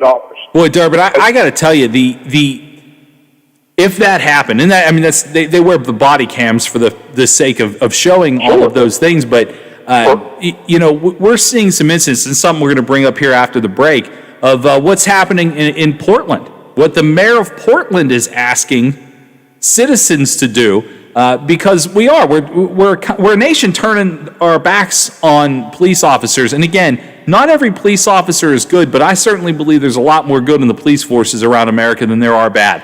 And if officers stop doing officer things, way more people of every color are going to die. And that's just a straight up answer for everybody that has an issue with, I hate the term defunding the police, because that's not necessarily what they're trying to do. They're trying to reallocate money to different resources to retrain police and add some different mental health expertise. Like that's okay. To me, that's something that probably more mental health counselors and less bullets seem to me like it could save lives. And so I'm for a good structured plan when it comes to that. But we're forcing police officers to not want to be cops, and the day that there isn't a cop that can show up and there isn't a cop that can help, and he just, whoever it is that shows up in a patrol car just says, you know what, I'm going to get out my iPhone and film this just so I have the full story and not do anything, is the day the world absolutely erupts. And I don't want that. I don't want that. Well, I don't either, my friend, as far as that goes, but you know what? In all sincerity, I wouldn't be a cop today. And I've worked with the police, the state, and the local level and stuff like that years ago. And, you're always called something, by the other fellow, usually by the person that's doing the wrong. Not the cop ain't the one that pulls up. And I've had cops jump out of the cruiser and call me different names that they shouldn't have called. And I called them out on it. But, when that cop pulled up at that situation out there, what they were doing with the guy kicking the girl that was down on the ground and stuff like that, none of them stopped. None of them were scared of that cop. No. And that's sad. That's sad, that mentality. It is. Any group of people, I don't care what color, whatever. You can call me a racist. I don't care. I go to the races every week and watch it on TV. But what I'm saying is, where do you get off at that? You know whose fault that is? That's your society. Because I don't understand your society. You keep telling me that. I don't understand black people. Yeah. And I'm saying, you know what? I never will, as long as I live, that you'll allow that in your society. It's okie dokie. Yeah, it is. It's a very, very strange temperature out there right now, Durbin. I appreciate the call, my friend. We're up against the break. Thank you so much. All right, old buddy. You take care and have a good one. You too. Absolutely. Yeah, and Durbin's right. We do. None of us could really know what it's like to be another person. I don't care what color that comes with. I don't know what it's like to be Lola. I know Lola. I think I know what Lola's reactions might be, but that's why we talk to each other, to find out. Really, communication is what changes all of that. You don't know what it's like to be me? Well, of course I don't. I don't. I don't know what it's like to be from Brazil either, because I'm not Brazilian. But I can talk to someone who is and at least get a general idea. Communication really is what matters in all this. We're going to go ahead and take our break. We'll come back with more on The Watchdog.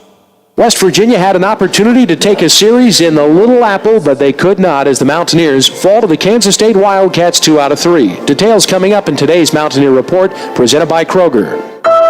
Did you know that 1 in 8 Americans struggle with hunger? Yet more than 40% of the food we produce is thrown out. At Kroger, we know we can do something about this. We're donating more food to local food banks through our partnership with Feeding America. And we're working with World Wildlife Fund to end food waste. But we can't do it alone, and we hope you'll join us in creating a world with zero hunger and zero waste. Visit thekrogerco.com to learn how you can help.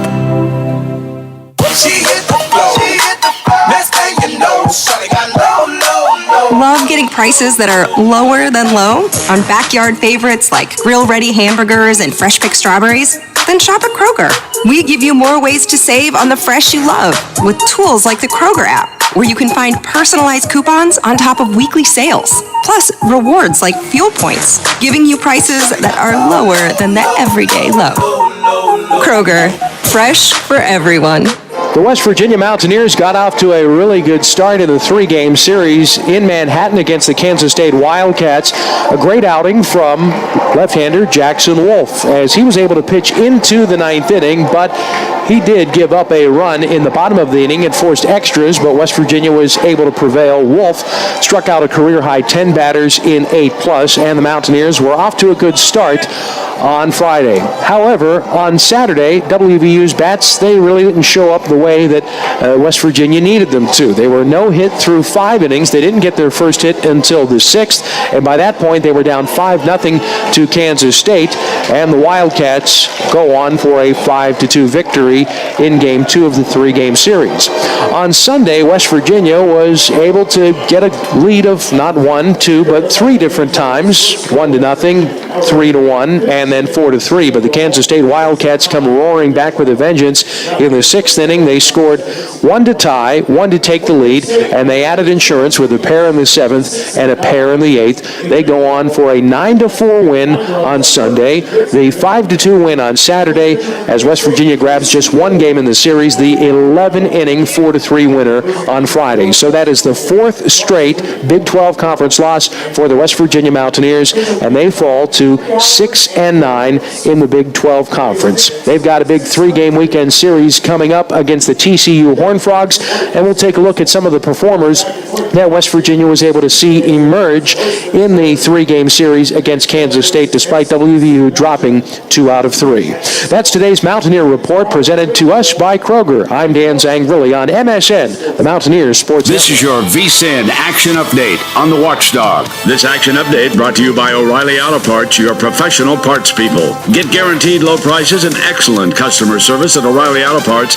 Better parts, better prices every day. Now, here are the latest lines from my guys in the desert. Major League Baseball this afternoon. Kansas City taking on Detroit. Tigers favored by a 1.5. -103 on the money line. Kansas City -107. Over under sitting at 8. Tonight, Philadelphia taking on St. Louis at Busch Stadium. Phillies favored by a 1.5 -111. While the Cardinals are +101. Over under in that one is 8. While Oakland takes on Tampa Bay at Tropicana Field. A's favored by a 1.5 -116. Rays +106. Over under 8.5. Reds and Dodgers tonight. Los Angeles -167. Cincinnati +154. With your VSIN Action Update, I'm Tony Desiri on the Watchdog. My little girl hurt her foot and needed a doctor fast, but her physician wasn't available, and I wanted her seen as soon as possible. Then I remembered the Wheeling Hospital Urgent Care, right in downtown Wheeling at the Stone Center on Market Plaza. Open 9 a.m. to 9 p.m. every day, the center is ideal if you have a sudden sickness or injury. The doctors and nurses were great, and they also provided x-rays, a pharmacy, and lab draw station. No appointments needed, and convenient parking is nearby. Wheeling Hospital Urgent Care. They'll take good care. For all of your IT needs, visit OmniPerforms.com. Omni Strategic Technologies, the only IT company that the Watchdog trusts. Oh, there's something so real about living local, and I know without a doubt I'm not alone. And I'm loving living local. There's nowhere else I'd rather be. Said I'm loving living local. WTRF is working for me.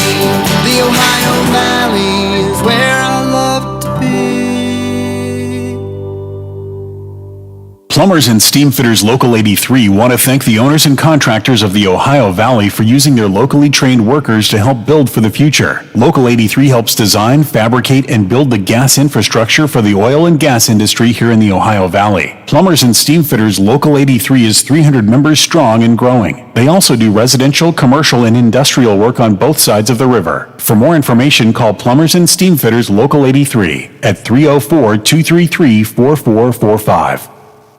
Too far, cause you know it don't matter anyway. You can rely on the old man's money. You can rely on the old man's money. It's a bitch, girl, but it's gone too far, cause you know it don't matter anyway. Say money, money won't get you too far, get you too far.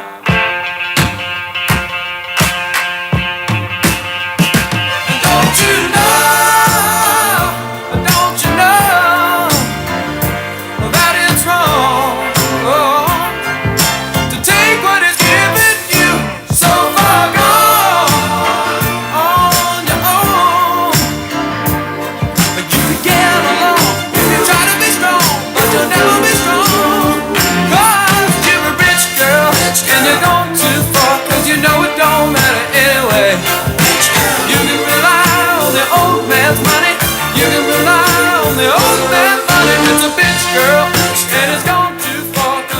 Welcome back. It's 3:50.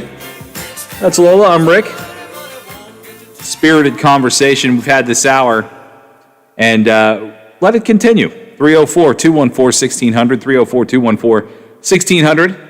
That is our phone number. We'll take your calls. We want to hear from you. Just because things aren't happening right here doesn't mean they don't affect what happens right here. The areas we live in, work in, employ others in, all the stuff that's happening around us in this country, whether it be anything from protests to vaccines to politics or anything else, just because it may come from another city or another state doesn't mean that it ultimately doesn't affect the way we all push forward and get along. This is one place I never want to go, but boy, what happens there is setting a precedent that I don't think, and I never imagined this would be a place that things got overly out of hand, but Portland, my goodness, for the last year, seemingly Portland has been in the middle of everything. Portland had that whole zone that was, police don't come in here. This is ours. That wrecked, just keep in mind, was autonomous? Is that what it was? The autonomous zone? Yeah. And they called it something, and I can't remember. It was abbreviated for something. But anyway, but that autonomous zone that they had set up was like maybe a 6-block, 8-block radius, something like that. And people were just living in there. They were living in there. It was, this is our protest, these are our streets, we're not putting up with this racial injustice anymore, and all the things. But that's 6 to 8 blocks worth of employers that couldn't employ, storefronts that couldn't open, that I got news for you, employ people of every variety. Especially Portland is a very blended city. Now the mayor of Portland is asking residents to help unmask, in quotation marks, not literally go out there and grab them by the face and take their mask off, but unmask the people behind the violent protests that Portland has been seeing again. I got news for you. It's April. Riot season is coming in Portland. And what Portland is asking, the mayor is asking for people to do, is send in every piece of information they could possibly have about who is it that's actually showing up and causing the rioting and starting all of that. The problem is if one person, we could have 1,000 good people with the right intentions. And I don't care what this could be at a baseball game, this could be at a protest, it could be anywhere. And 2 people throw rocks, more people are going to pick up and throw rocks. Oh, absolutely. And so when you have these pockets of people that go into, and this is where I will 100% tell you that I don't feel like If I was a member of Black Lives Matter, I would honestly be on the lookout to try to get these people out of the group, because every good thing that they can possibly do, and again, you don't have to love it, you don't have to agree with it. All I can say is I know plenty of people that support Black Lives Matter that don't go out there and cause riots or protests, or throw things or damage things, light them on fire. In fact, I know a lot of good people that support Black Lives Matter because, in fact, they truly believe that Black Lives matter. Not riots matter, not destroying area businesses matter, not lighting fires matter, but just the fact that people's lives do matter.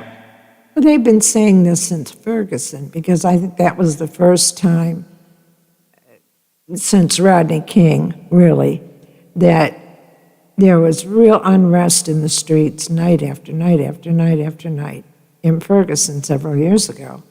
And they said the initial night, it were people that lived in Ferguson, and nothing bad happened. But as soon as word got out, then the bad actors started showing up, and that's when all bets were off. Yeah. I think that's happened with every single protest that has gone on over the last year, at least, where it starts out peaceful, and then nighttime comes, and they're finding that most of the people that are really starting the trouble are there to take advantage of the situation, whether it's to be able to just create chaos or, in some instances, to loot. Yeah, And that's a big problem. I know Ohio just passed a law that says if you are found to be one of the ones inside a protest that is causing it to become violent, then the punishments are going to be far more severe to you than it would be to just other people that are protesting and perhaps get caught up in all of it. So, will that stop people? I don't know, but I mean, all you can do is take the preventative steps. The part about this that I thought was honestly the most insulting was to the police officers from the mayor of Portland. Trust me, that guy did not impress me. His name is Ted Wheeler. And he started to ask for citizens' help to aid the police in finding out who these people are. And I just, if you are a Portland cop, you must have to feel out in the wind. You must have to feel out in the wind. When they were having that whole Chad, was it called Chad? I don't know. Yeah, I don't know why this popped in my head, but that whole autonomous zone, when things would happen inside there, what would they do? They called the police. This does not make sense. You want to thrive in an area that you've taken over, and you would call the police if there was some internal problem in there. I think it was Durbin that just mentioned it. What if the police just came and decided they were going to pull out their cell phones? I don't get it. Like, look, I'm not for militarizing the police. I'm not to sending them into protest and start bashing heads. I'm not into any of that. None of that. But I think if you're a cop right now, especially in Portland, you're like, what is this guy talking about? We tried to unmask these citizens that were causing these problems, and the mayor of Portland told them to stand down. Let them create this zone that destroyed tons of property and prevented plenty of people from going back into their businesses. I mean, these are closed businesses for blocks and blocks. And at the time, the police in Portland were told to stand down, let them do it. And now it's like, citizens, join your police department in finding out who's destroying our fair city. If I was a policeman in Portland, I'd move. I would move. And if I was a citizen in those areas, because he goes on to say a whole bunch of things here, like we have to allow our citizens to live a more peaceful life and let, families, friends, and neighbors know that this is a safe place. The hell it is. The hell it is. It's not any of those things. And it's like, yeah, you're probably going to have people moving out of Portland as quickly as they can get out, if they can get out, because they're afraid to be there. Who knew Portland? Never would have thought Portland. I know. I was in Portland once, and I was like, everybody here is just, honestly, to me, it was just like everybody here is kind of like a hippie. You know, I know. That's what I thought. A bunch of coffee drinking hippies. You know, and I think that it's probably similar to that in a lot of ways. Like Lola mentioned, a lot of these people, these bad actors that show up, they're not probably from there, but it's probably an easy target because you do have a bunch of people that I just want peace and love and everybody's life matters, and that's, you know, Black Lives Matter. It's all that's fine. But it's probably a place where bad actors can show up and force their way in. We'll come back when we get into the 4 o'clock hour with fresh topics. 304-214-1600. This is The Watchdog. The Watchdog is FM 98.1, AM 1600 WKKX Wheeling, FM 97.7, AM 1370 WVLY Moundsville. In Louisville, Kentucky, welcoming news of a federal Justice Department investigation into that city's police department, announced today by Attorney General Merrick Garland more than a year after the police shooting death of Breonna Taylor. Louisville Police Chief Erica Shields. I think it's a good thing. I think that it's necessary because police reform, quite honestly, is needed in near every agency across the country. Mayor Greg Fisher. I strongly welcome the announcement made by Attorney General Merrick Garland earlier today of a patterns and practice investigation into LMPD. Meanwhile, the investigation has just begun in Elizabeth City, North Carolina, where attorney Benjamin Crump says Andrew Brown had his hands on his car steering wheel when he was shot by deputies. Crump says the family has now viewed the body cam video of deputies showing the last moments of Brown's life, allegedly shot in the back while fleeing from being serviced a warrant. And in Virginia, Isaiah Brown remains hospitalized after being shot 10 times by a Spotsylvania, Virginia sheriff's deputy who apparently mistook a cordless phone for a gun. My concern at this point is just for my son to hopefully come home alive. Brown's mother, Jennifer Brown, says her son was on the phone with 911 at the time of the shooting and is calling for all the audio to be released. Mark Remillard, ABC News. A coronavirus surge in India. The exponential growth that we've seen in case numbers is really, truly astonishing. The WHO's Dr. Maria Van Kerkhove today, the Biden administration promising to send vaccine there that's not yet been authorized here. The count is in. Results of the 2020 census released today. The U.S. population rising to over 331 million. The 7.4% increase is the second slowest ever. The numbers show California losing a House seat, Texas, Florida, and Colorado gaining. You're listening to ABC News. Only T-Mobile for Business uses unconventional thinking to help businesses realize new possibilities, like our WFX solutions enabled by our nationwide 5G network that help teams stay connected and productive where work happens. We also provide an award-winning customer experience and first-class benefits with every plan. Get unmatched network support and value without any trade-offs at T-Mobile.com/unconventional. Capable device required. Coverage not available in some areas. Some uses may require certain plan or features. See T-Mobile.com. Panera favorites are hot and ready to serve for dinner. Taste our creamy mac and cheese served in a crispy bread bowl. Or the classic bacon turkey bravo featuring our signature sauce.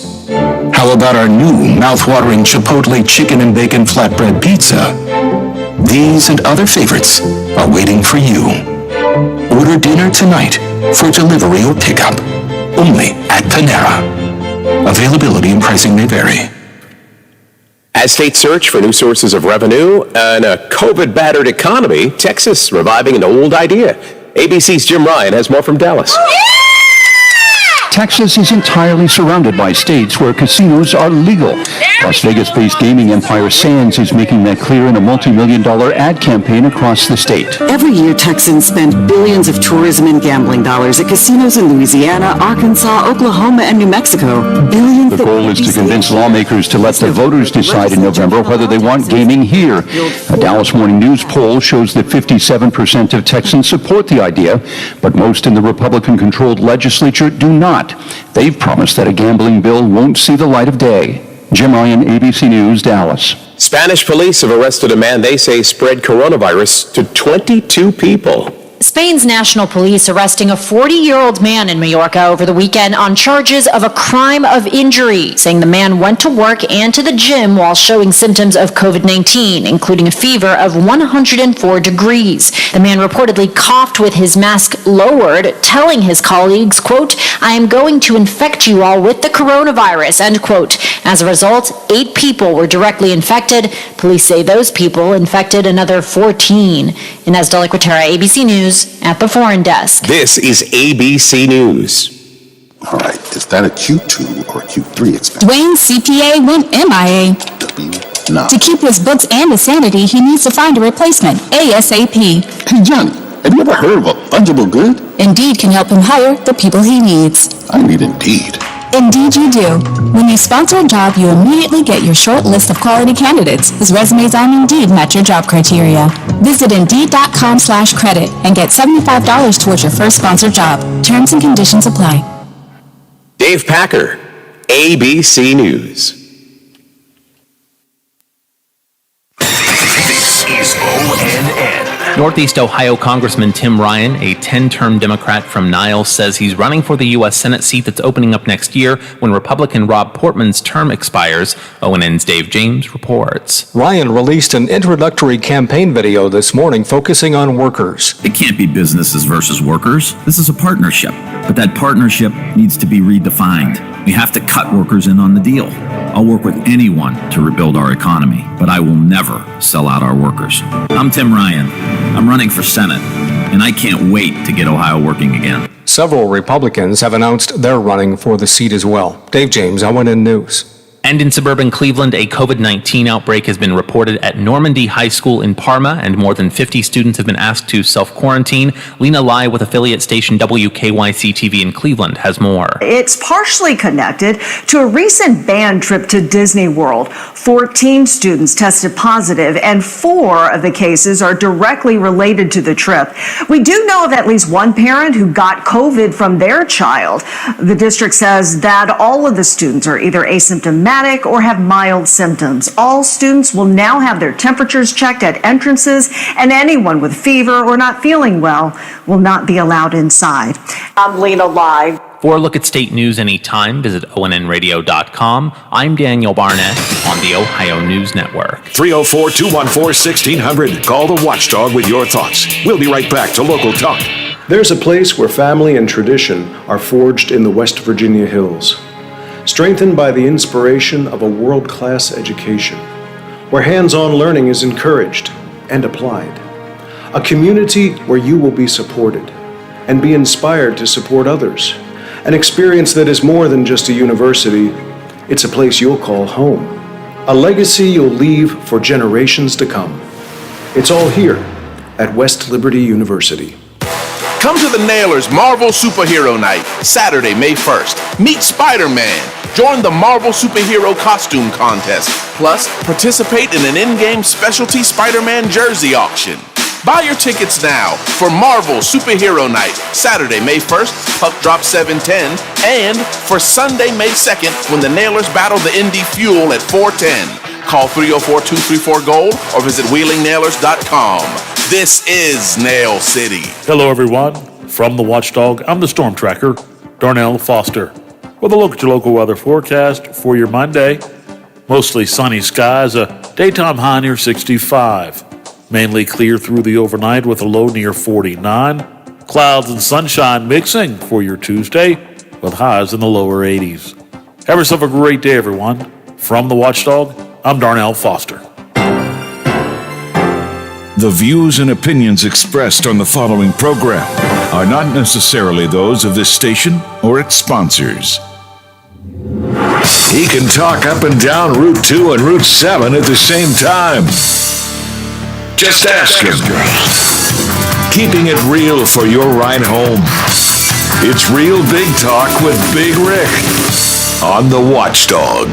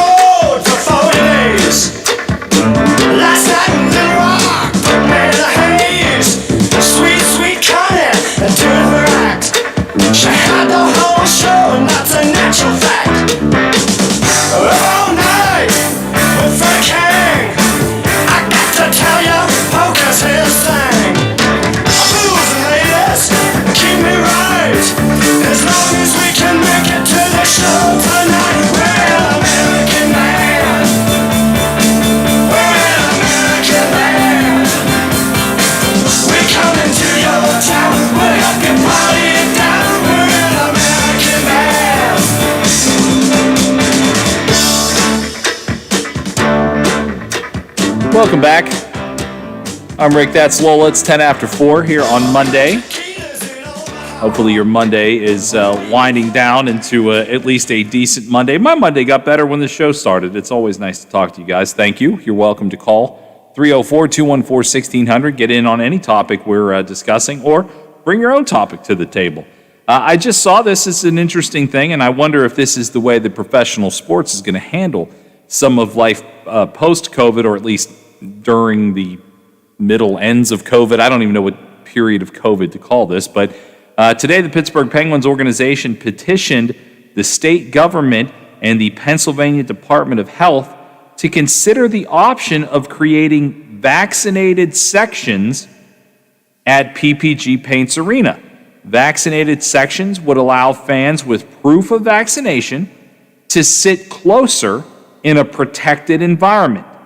We are encouraged by the number of people in and around the region that have been vaccinated and feel that this would be a safe and effective way to allow more fans to access and attend games. We would still have the sections for non-vaccinated people, and vaccinations will not be a requirement to attend Penguin games. Also, until the CDC and Pennsylvania Department of Health rules otherwise, masks will still be required, and all existing COVID safety and cleaning protocols will remain in effect. That's an interesting take. What do you think about that? I've been waiting for, not necessarily NHL, but for Major League Baseball to do that, because they have so much open space that, they could easily do that, have designated sections. I mean, they do it for people with peanut allergies. You can sit in certain sections, the all-you-can-eat part where you're in a special section. Why not? Why not? This is, well, I got two things from that. The Penguins want to sell more tickets. Well, they all have to. And I was going to say, especially for the NHL, because I was surprised, too, that the NHL was the first to, at least to acknowledge and petition to do this, to my knowledge. The Penguins sell out regularly. I mean, every game is a sellout for the Penguins for many years. And the NHL thrives on its ticket sales and merch. Ticket sales and merch absolutely fuel what fires the NHL. If you're a fan, again, I'm a fan. My family has season tickets, so I go to many hockey games. And this year, that's curbed because there's so few tickets that if I can't be sure I can go, I'm not going to go ahead and put my name in the lottery to try to get tickets for any particular game. Trust me, there's a lot of Tuesdays and Thursday games that I'm dragging, but I'm going because we've paid for the tickets. I mean, I always want to go, but it's this was a time that it's easy enough to save the money by not doing it, because if it's going to interfere with anything, you don't have to worry about it. But the NHL and certainly the Penguins need to sell tickets, and if you're a fan, and this is where I'm starting to wonder, I've gone to a Penguin game in this COVID era. In fact, I think I went to the second game the Penguins allowed people into this season. There were 2,800 other people in the building. I was nowhere close to anybody and felt completely safe the entire time. I kind of liked it. So if I go to the Penguins and I say, yeah, I'm vaccinated and I can have proof, and they can sit me in a vaccinated section only, and I still have to wear a mask, all I'm doing is effectively making sure I have more people around me. So what is the lesser of the two? I don't want to say evils. Nobody is evil in the whole process, but what is the lesser of concern? Being around people that may not be vaccinated and sitting far enough away from them, or being around other people that are vaccinated and having to sit closer to other people? For me, I'm like, I'll toss the dice and stay in the non-vaxxed section where I'm farthest away from all the people. Now see, and with me, a lot of being at a game is being at a game with people, with fans, with the cheering, and the carrying on. And to sit in a place that only had 2,800 people that can sit 30,000 is a little anticlimactic to me. Then you're watching practice. It's funny you said it that way. You're right. It's definitely. I'll go back to that exact moment when the Penguins. They actually smacked whoever they play. I think it was like 5-2. It was never a game. The Penguins were housed the team. And I got to tell you, they play "Let's Get Our Party On" by Andrew WK when they score, and the moment that song started to play, and I looked around and I saw other people in a place that I love to be cheering. It was so good for my heart. It was. But it is weird because I've been in that building when there's every bit of 19,000, the full capacity, standing room only. And I think back to arguably the most exciting game I'd ever seen there. And I have seen Stanley Cup games, but they've never won a cup on home ice, so I've never seen that. And I think if that day comes, I'll probably just sob like a baby right there in my seat. But I watched the double overtime game that they won to go to the Stanley Cup against Ottawa, when Chris Kunitz scored in the double overtime. It was the most incredible moment of my hockey life.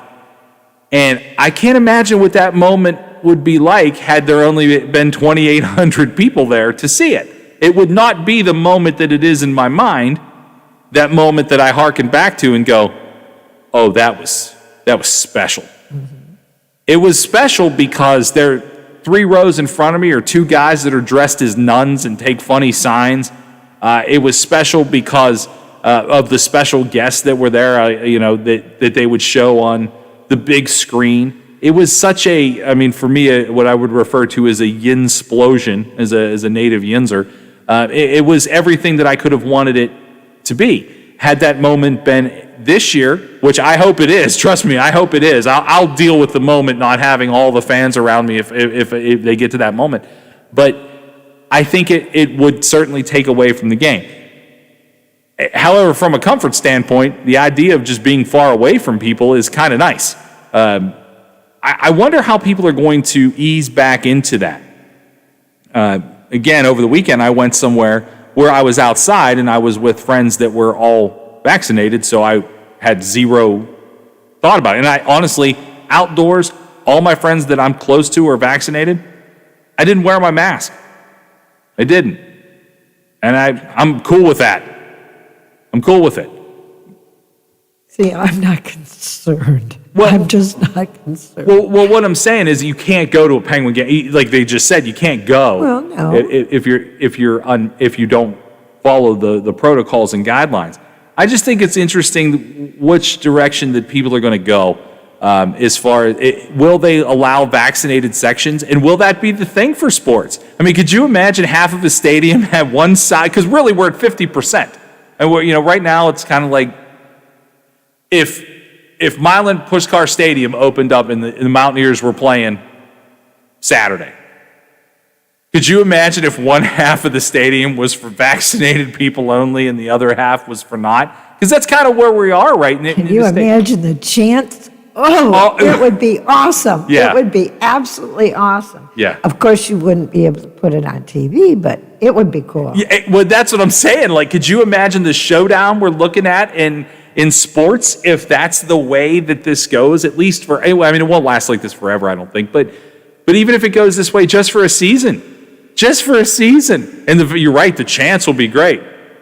Go get vaccinated. Screw your vaccination. That's what you'd get. You're being kind. Yeah, well, I can think of better words. Well, I just made it up on the fly here for the for those paying attention in other places, and certainly the FCC's benefit. I kept it to words we could say, but yes, I actually think you're right. I think the two sides would scream at each other more so than they would the game. Yep, more so than West Virginia and Pitt. Yeah, I mean, you want to talk about that. I would imagine it'd get to the point where both teams just kind of looked up in the stands and went, we don't want nothing to do with that. Nope. But that's kind of where we would end up if sports goes in that direction. Let's face it, college football is phenomenal. We all love college football. But watching college football with no people is not the same. College football, I had this conversation yesterday with my buddy while we were playing golf. college football outsells the NFL. If you take the 32 most successful college football programs and go, how many tickets do they sell versus how many tickets do the 32 NFL teams sell, college football is above it leaps and bounds. Look at Michigan. There's 108,000, 10,000 people in that stadium every home game. Yeah. Every home game. Penn State, 106, 108 at Happy Valley. Alabama's perpetually sold out. Florida always sold out. So college football is the one that has to learn from this the quickest, because the NFL will do what it wants. I mean, I think the NFL, they said, Goodell said that, hey, we're going to have full stadiums. I think they'll probably figure out a way, and we already know that the Buffalo Bills are going to require a vaccination to come to a Bills game. And there's enough people that will go, you know what? We're not going if we have to be vaccinated. Someone will buy their tickets, and that's the part that I think people will forget, is that they are private businesses. Yes. They can All do these that. places are. You know, everybody keeps saying, you're violating my rights. No, they're not. No. They're private businesses. And if a business requires you to have a mask or shirt or shoes or pants, you have to have it. It's that simple. They have every right to tell you you cannot come in. Yeah. Every right. They do, and I cannot wait to see how the rest of that unfolds. We'll take our quick break here. When we come back, we're going to talk about the census. West Virginia, did you do very well at the census? I have a feeling you did not, but some places nearby losing some things because of the census. We'll get to that next here on The Watchdog. The Variety Show with Bill DeFabio is live on The Watchdog Monday, Tuesday, Thursday, and Friday. We talk to some of the region's best business owners while keeping you informed about area events and happenings. You won't believe who I have on next. Tune in and get with the program.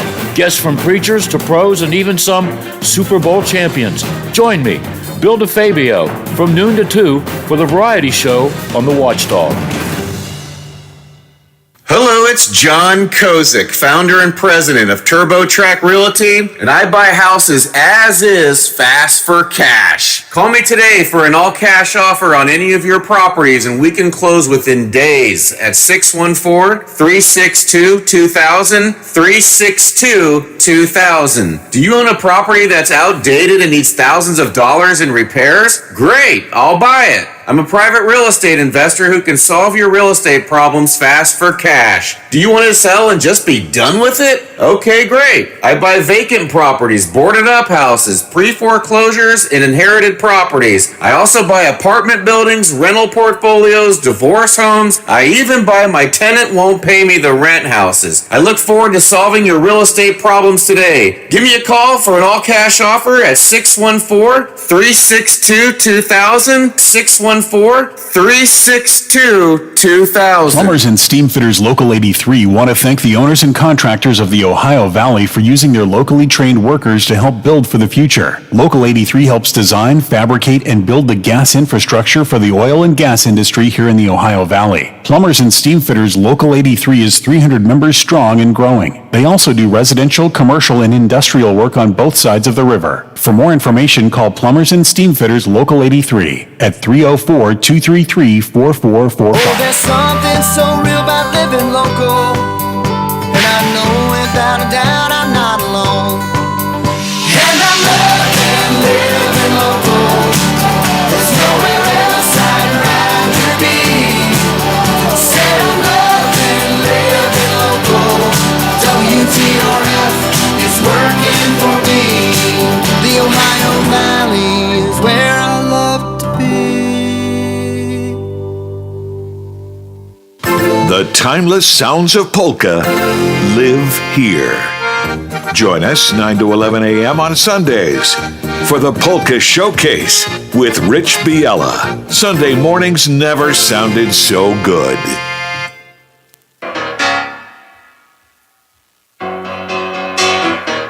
Just take those old records off the shelf.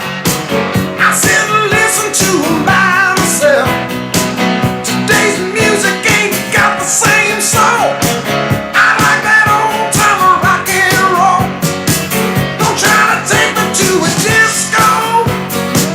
You'll never even get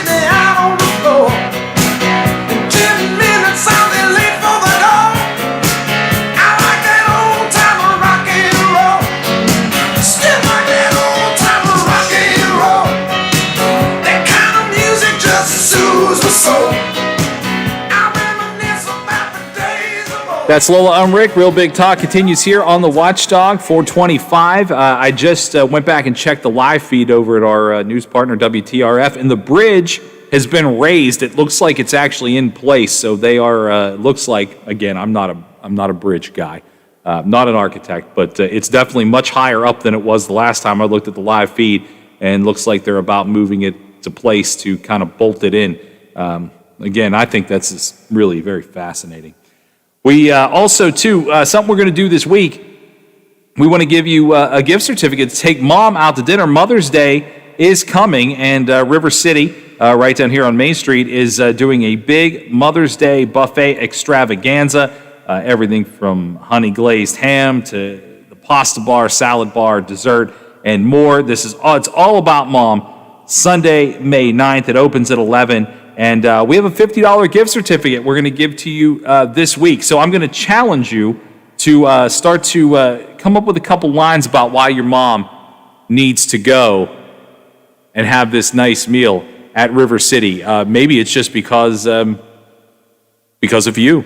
I always think it's funny when businesses put out, "You're the reason your mom drinks" signs, because it's probably true. My mom was never a drinker, but I'm sure that the reason she ever went crazy was because of me and the things that I did. So we're going to challenge you to call in and tell us a little bit about mom this week, and we will give somebody that gift certificate for the weekend. We'll maybe do that Wednesday or Thursday, so you can use that and take mom to this excellent Mother's Day buffet.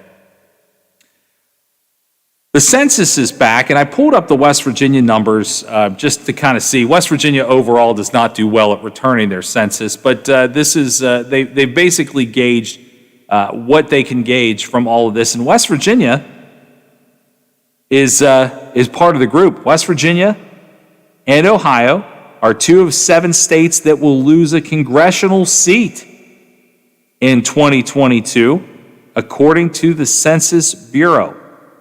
They will be losing a congressional seat. Other states losing a seat: California, Illinois, Michigan, New York, and Pennsylvania. So that covers both of our home states and the ones we live next to, near, and around. Yep. It covers all of it. Why are people leaving those states? I don't know. One state gained.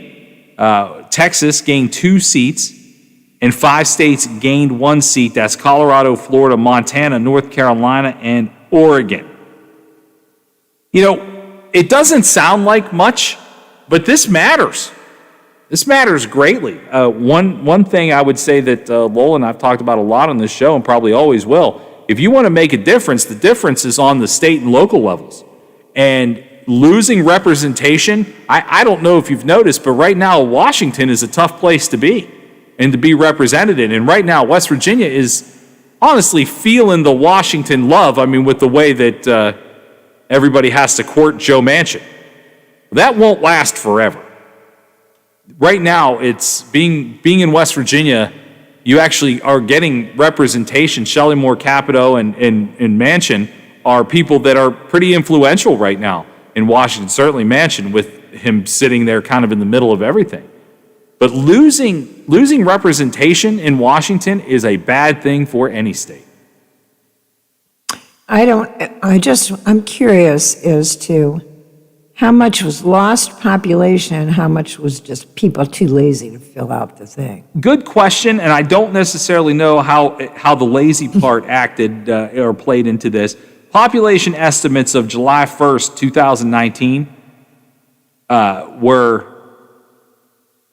1.7 million, almost 1.8, so it was 1,792,000 and some change. That is comparable to the 2010 census, 1,853,018. So we are looking at a 3.3% drop in that 10 years. How the population does continue to drop here, and it doesn't actually say how many people actually filled it out and how many people didn't. Here is the idea of how our state is stacking up here. This is, again, I don't know why I find these numbers so fascinating, but I guess I just am interested in the way things break down. Housing units in the state of West Virginia, 894,000. So to me, a lot of people that, considering if you double that, you're right around where the population is. There's a lot of people living alone, which I really wouldn't have thought of. But doesn't say how many are occupied. It just said this is how many that there are. So I assume that means individual addresses that either responded or they attempted to contact. That is a higher number than I thought. Nearly 900,000 residents in a state of only really 1.8 million people. That's 2 people per house. That's not as many as I thought. Or actually, I think that's more than I thought. I don't know why, but more than I thought. Just kind of interesting stats when it comes to the census. But yeah, I don't know exactly how many people didn't just fill it out. When it comes to education, high school, graduate, or higher of persons age 24 and above, 86.9%. Bachelor's degree or higher is only 20. So about 20%.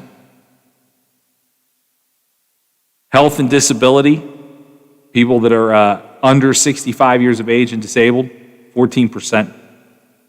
Persons without health insurance under 65, it's about 8.5%. 8.5%. I would have thought that'd be higher. I did too. I would have thought that See, that was a higher again, that goes to people. Did people fill it out? Yeah, again, and it's hard to tell. It's really hard to tell. Well, if you don't have health insurance, chances are you may not even have been in a place long enough, and I'm really stereotyping here, but, it falls into those people that fall through the cracks, which then may not have been counted. Yeah, and that's the really difficult thing. Again, I realize there's a lot of people in the state of West Virginia, and this is not something that I'm saying just haphazardly. It's something that I've experienced, people that I've met along the way in different walks of life. There are some people that really do in this state live off the grid. They'll come to town. They'll come to town, as they say, whatever town that might be, like Wheeling, Ripley, wherever. They'll come to town and get what they need, and then they go back to a place you can't find. Mm-hmm. And they do that on purpose. And you know what? Some people are perfectly happy that way. I'm not here to judge that. What I'm saying is those people are not filling out a census because they're not on the grid. They're not on the grid. And they don't want to be. And they don't want to be, so they're not going to, if someone is to find them, they're not filling out the census form. Income and poverty, median household income in 2019. Care to guess? Median income, 25. This census says the median household income for West Virginia, $46,711. Well, Jim Justice, you should not have filled one out because you ruined the bell curve. I was going to say, that to me seems awfully high. Awfully high. Awfully high. Persons living in poverty, 16%. To me, seems lower than I would have thought. Again, I don't know. I don't know how accurate the census can be, especially in the state where it is reported that it's often really underreported. But if the median household income in West Virginia is $46,000, I must not know a whole lot of West Virginians that are in that range. I'm like way below that. Well, that's what I'm thinking. Who filled this thing out that set that high? Well, see, that's the thing. If you're feeling secure and you have a permanent residence that you've had over the last 10 years, yes, it comes in the mail, you fill it out, and you send it back in. But if you've kind of had a transient lifestyle over all this time, then you're not going to bother. No. You're not. I know people that would fall into that higher category that just went, I don't care. I'm not going to do it. Sure. It doesn't affect me. Well, it does. But, you can't get them to see that. Yeah, I mean, that's really sort of the thing that when you don't fill it out, and again, I'm not here to do a PSA for the census. All I'm saying is when you don't fill out the census, what happens? You just lost some representation in Washington. How does, especially now with this big infrastructure plan and all that kind of stuff, when this money gets doled out, it gets doled out specifically to the number of people that are in your area. Education is a big one that you lose at. Yeah, I think education might be the most irresponsible part of not filling it out. Yeah. I mean, we have to get kids through high school. I mean, higher education is fine. Trade school is wonderful. I mean, think about the big education conversation we've had in Wheeling over the past couple of months about, moving up here to the Bluefield State College and the engineering program. Education will matter. And that's why a big part of the census is like, if they can't get the help they need to learn at the initial level and then go through high school and get good enough grades, and people can't get educated higher, like that really matters. Look, I'm not overly census-y, but it really does actually matter. Yes, it does. And that's what happened. 7 states lost representation, West Virginia and Ohio, each one of them. So is Pennsylvania, for that matter. So, and Michigan. We covered them all, Lola. Yeah. We covered them all. Yeah. We'll go ahead and take our break. We'll come back with some other topics as we get ready to wrap up this Monday here on The Watchdog. The Metro News Update is brought to you by Thomas Auto Centers, Mall Road, St. Clairsville. Get the best deal at Thomas Auto Centers. West Virginia Metro News, I'm Jeff Jenkins. Governor Jim Justice says he has a plan to incentivize West Virginia's younger population to be vaccinated against COVID-19. He made the announcement today during his media briefing. Our young people that have already stepped up and been vaccinated, and every single one of our young people, we're going to give a $100 savings bond to every single one that steps up and takes their vaccine. And that will impact those ages between 16 and 35. Read more about it.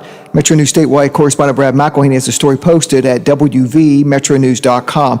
A Kanawha County man charged with murder and 9 other criminal counts after a Charleston crime spree last year, scheduled to go on trial today, but Joshua Drenning considered a plea bargain agreement with prosecutors and then changed his mind, so now he will go on trial beginning tomorrow. Kanawha County Circuit Judge Jennifer Bailey says there was a plea deal on the table. The defendant determined he did not wish to go forward with the plea agreement the parties had negotiated, which is his right, of course. More on that story also at our website. Pre-trial hearing scheduled for this hour in federal court in the Rita Mays case. The former worker at the VA Medical Center in Clarksburg who's pleaded guilty to murdering vets by giving them insulin that they did not need. Her sentencing still has not been set. You're listening to Metro News, the voice of West Virginia. The U.S. Census Bureau has a news conference scheduled for this hour in Washington, D.C., and there'll be some projections on which states are expected to lose members of Congress in connection with the loss of population. West Virginia is expected to be one of those states. West Virginia now has 3 representatives in the U.S. House and could lose 1 because of dropping population numbers. It's the warmest day we've had in several days in West Virginia. Temperatures into the 70s today. They'll be in the 80s tomorrow. From the Metro News Anchor Desk, I'm Jeff James. Hello, it's John Kozik, founder and president of TurboTrack Realty, and I buy houses as is, fast for cash. Call me today for an all-cash offer on any of your properties, and we can close within days at 614-362-2000, 362-2000. Do you own a property that's outdated and needs thousands of dollars in repairs? Great, I'll buy it. I'm a private real estate investor who can solve your real estate problems fast for cash. Do you want to sell and just be done with it? Okay, great. I buy vacant properties, boarded up houses, pre-foreclosures, and inherited properties. I also buy apartment buildings, rental portfolios, divorce homes. I even buy my tenant won't pay me the rent houses. I look forward to solving your real estate problems today. Give me a call for an all-cash offer at 614-362-2000, 614 614-362-2000. Get tickets now to see the Wheeling Nailers take on the Indy Fuel Wednesday, April 28th, puck drop 7:10. Take a midweek break for hard-hitting action with the Nailers, proud affiliates of the Pittsburgh Penguins, and see players who may become future NHL stars. Experience the 29th season of pro hockey in Wheeling. Get tickets now for the Nailers game, Wednesday, April 28th at Westbanco Arena. Call 304-234-GOAL or visit WheelingNailers.com. This is Nail City. A serious injury from an accident can be just the start of your worries. What if you cannot return to work? How do you take care of your family if you're disabled? At Gelner Law Offices, we represent seriously injured people and understand their problem. We know how to get you fair compensation. We will work hard to make sure you get the money you deserve for your losses. Don't go it alone. If you're hurt in an accident, call us at 304-242-2900 or visit us at gelnerlaw.com. We'd like to help. AutomotiveMap.com presents the Sports Flash, powered by The Score on The Watchdog. I'm John Thayer. West Virginia baseball team dropped 2 out of 3 on the road at Kansas State this weekend. The Mountaineers won the opener Friday night in 11 innings, 4-3, before falling Saturday 5-2 and yesterday 9-4.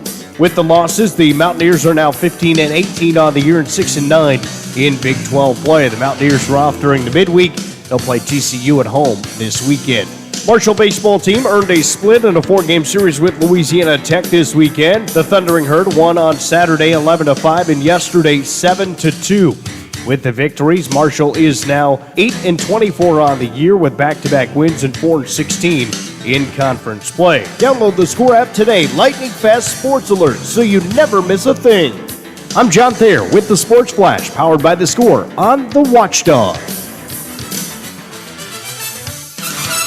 Man, how can you afford gas for that big SUV? I pay less for gas than everyone else. I got the free Get Upside Gas app and get up to 25 cents a gallon cash back every time I buy gas. Hold on. You're getting up to 25 cents off the gallon with the free Get Upside Gas app while I'm paying full price? You know it. People earned over $1 million last year. You just got to take a picture of your gas receipt and bam, up to 25 cents a gallon cash back. You don't have to tell me twice. I'm downloading the free Get Upside Gas app now. Download the free Get Upside app now in the App Store or Google Play to save up to 25 cents a gallon when you buy gas. Use promo code GOLD for a 25 cent a gallon bonus on your first tank. That's up to 50 cents a gallon on your next tank. Just download the free Get Upside app at the App Store or Google Play and use promo code GOLD. Save money on gas on every fill-up. Just download the free Get Upside app and use promo code GOLD. That's GOLD. Visit getupside.com.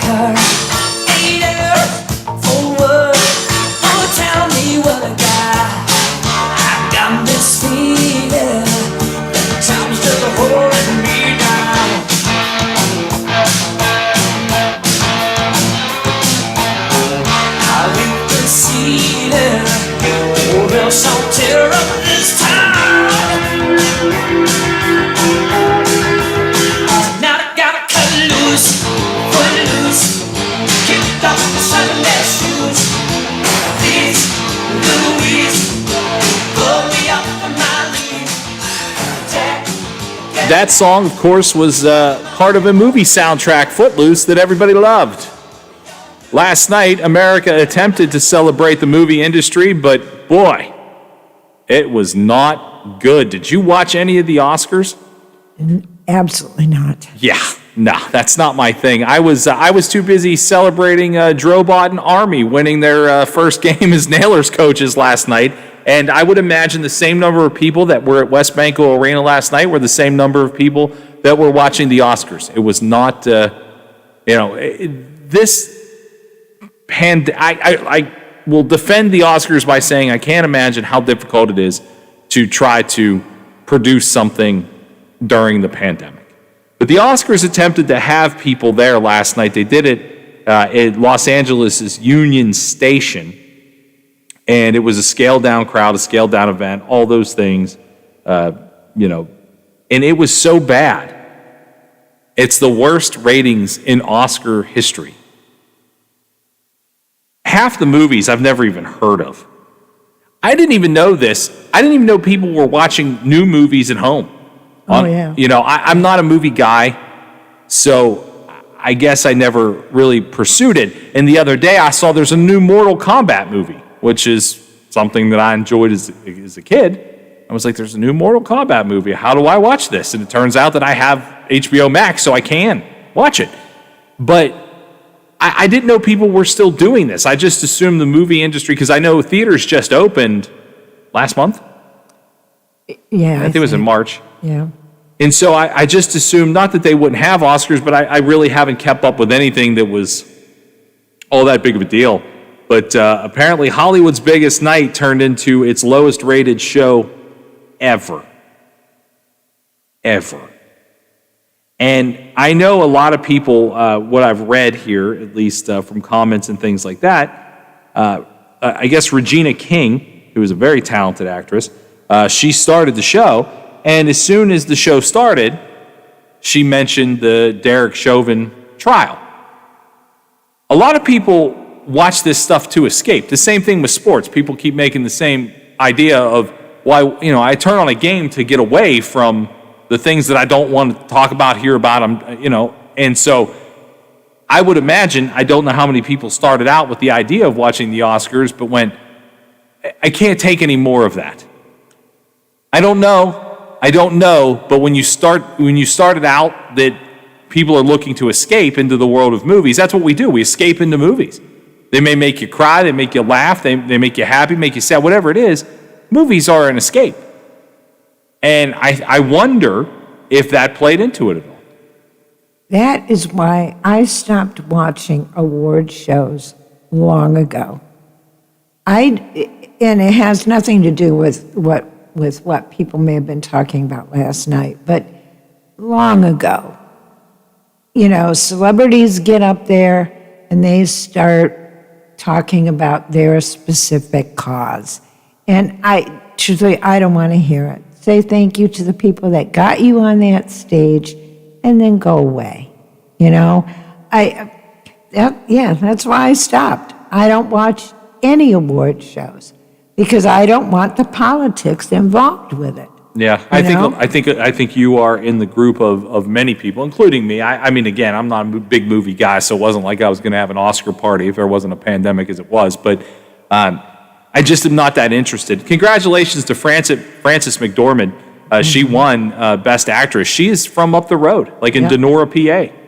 I think she's from Denora. Bentleyville, I think. Yeah, it's right off 70. She went to Bethany. Yeah, I mean, that's awesome. That's awesome to see someone local win such a great award. And again, I'm not dogging movies or the awards. I mean, that's the highest award you can get for being a great actor or actress.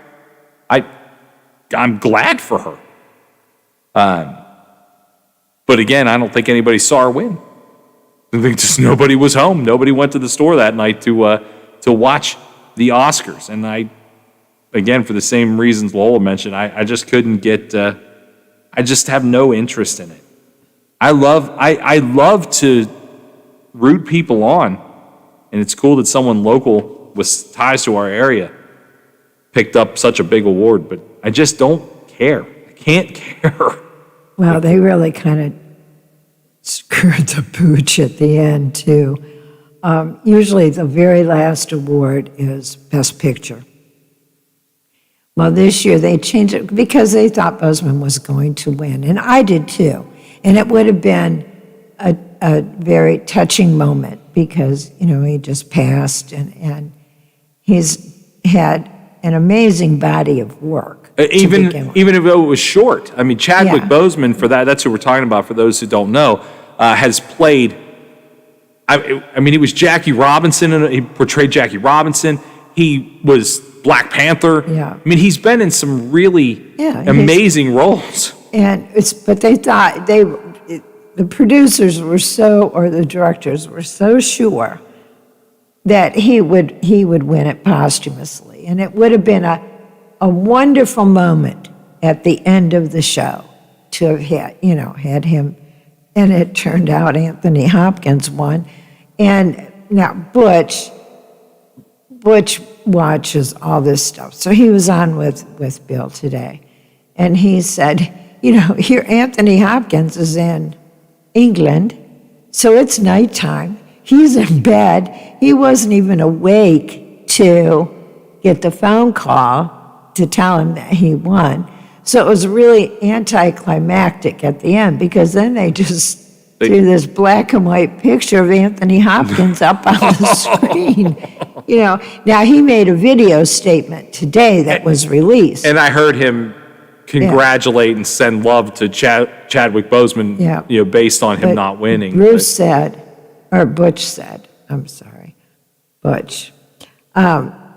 he saw almost, and he does this every year, he sees almost every single movie, as long as it's available somewhere. There are some that we just never get in this area because they think we're too dumb or something.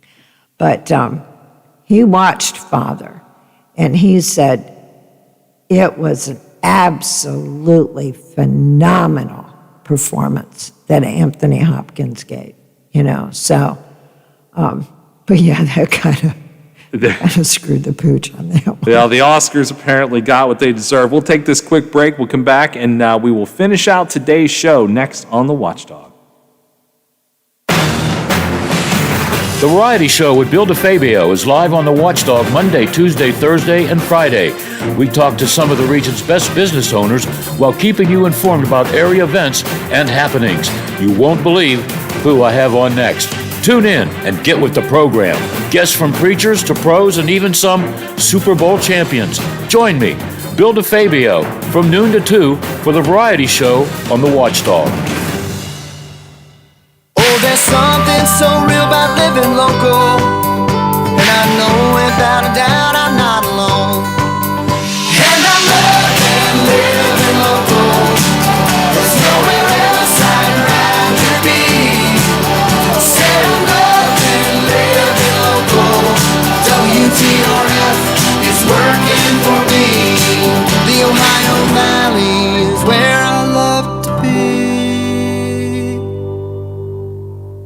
Find your style with Patriot Lighting. Come check out Menard's great selection of outdoor lighting and brighten your home today. The Santa Fe Outdoor Wall Light gives a classic look, while the Temple Outdoor Wall Light adds timeless elegance. Find your style and save 11% on all outdoor Patriot lighting. Get 11% off everything now at Menard's. Good through May 1st. Savings are a mail-in rebate. Some exclusions apply. See store for details. Save big money at Menards. Now, during the Jim Robinson Ford Lincoln Toyota Pre-Owned Super Sale, select from over 80 vehicles in stock starting under $5,000. Most are local trades, many with one owner. Hurry to Jim Robinson at the Highlands, home of lifetime powertrain protection.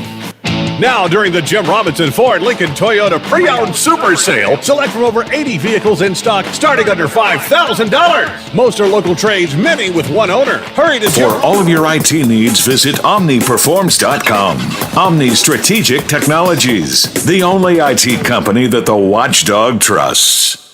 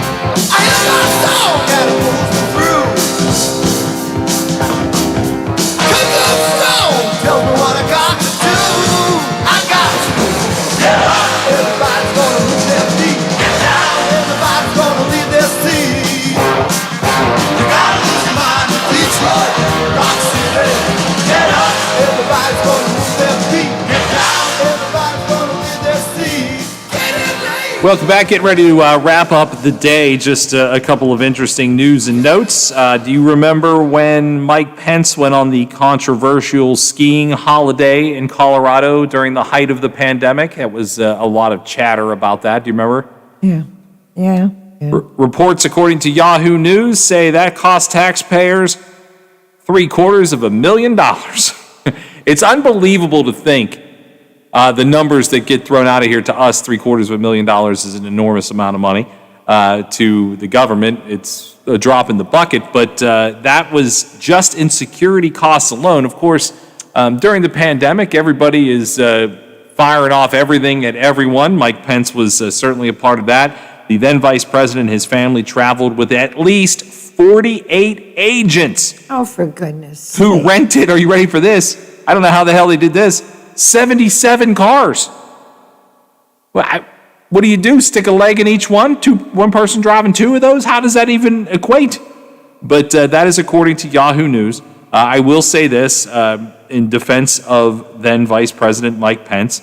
I'm sure he was in a terrible way as it was, and probably just, you got to get away. That would be probably what he was thinking. But yeah, I mean, we are so outraged at the cost of everything we see going in and out these days of the Senate and Congress and House and all that kind of stuff, and now we can just go, it's a drop in the bucket.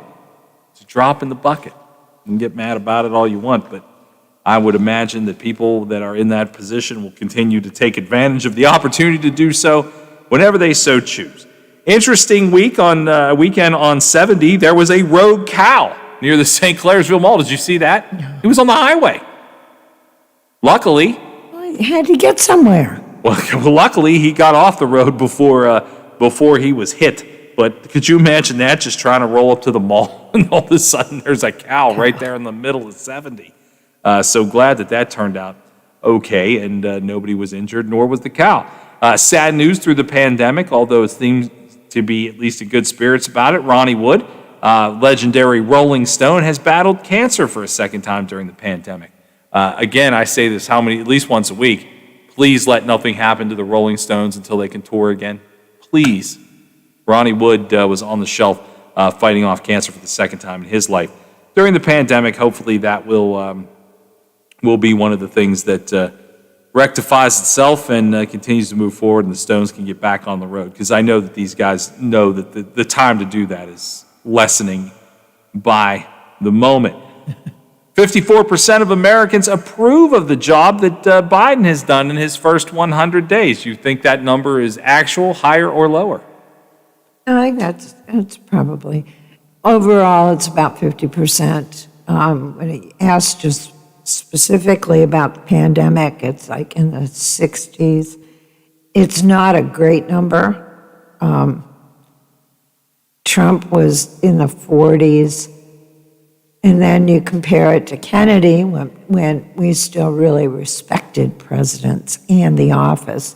He was like 68. Yeah, Kennedy's numbers were... But as the years go by and the presidents go by, there's less and less respect, and there's not that honeymoon period that presidents used to get. Yeah, for sure. And I think the number is probably accurate myself. Is it great? No. Is it probably is where it is? Yeah, probably. That's it. We're going to wrap up today's show. For Lola, I'm Rick. We'll talk to you guys tomorrow afternoon right here at 2 o'clock on The Watchdog.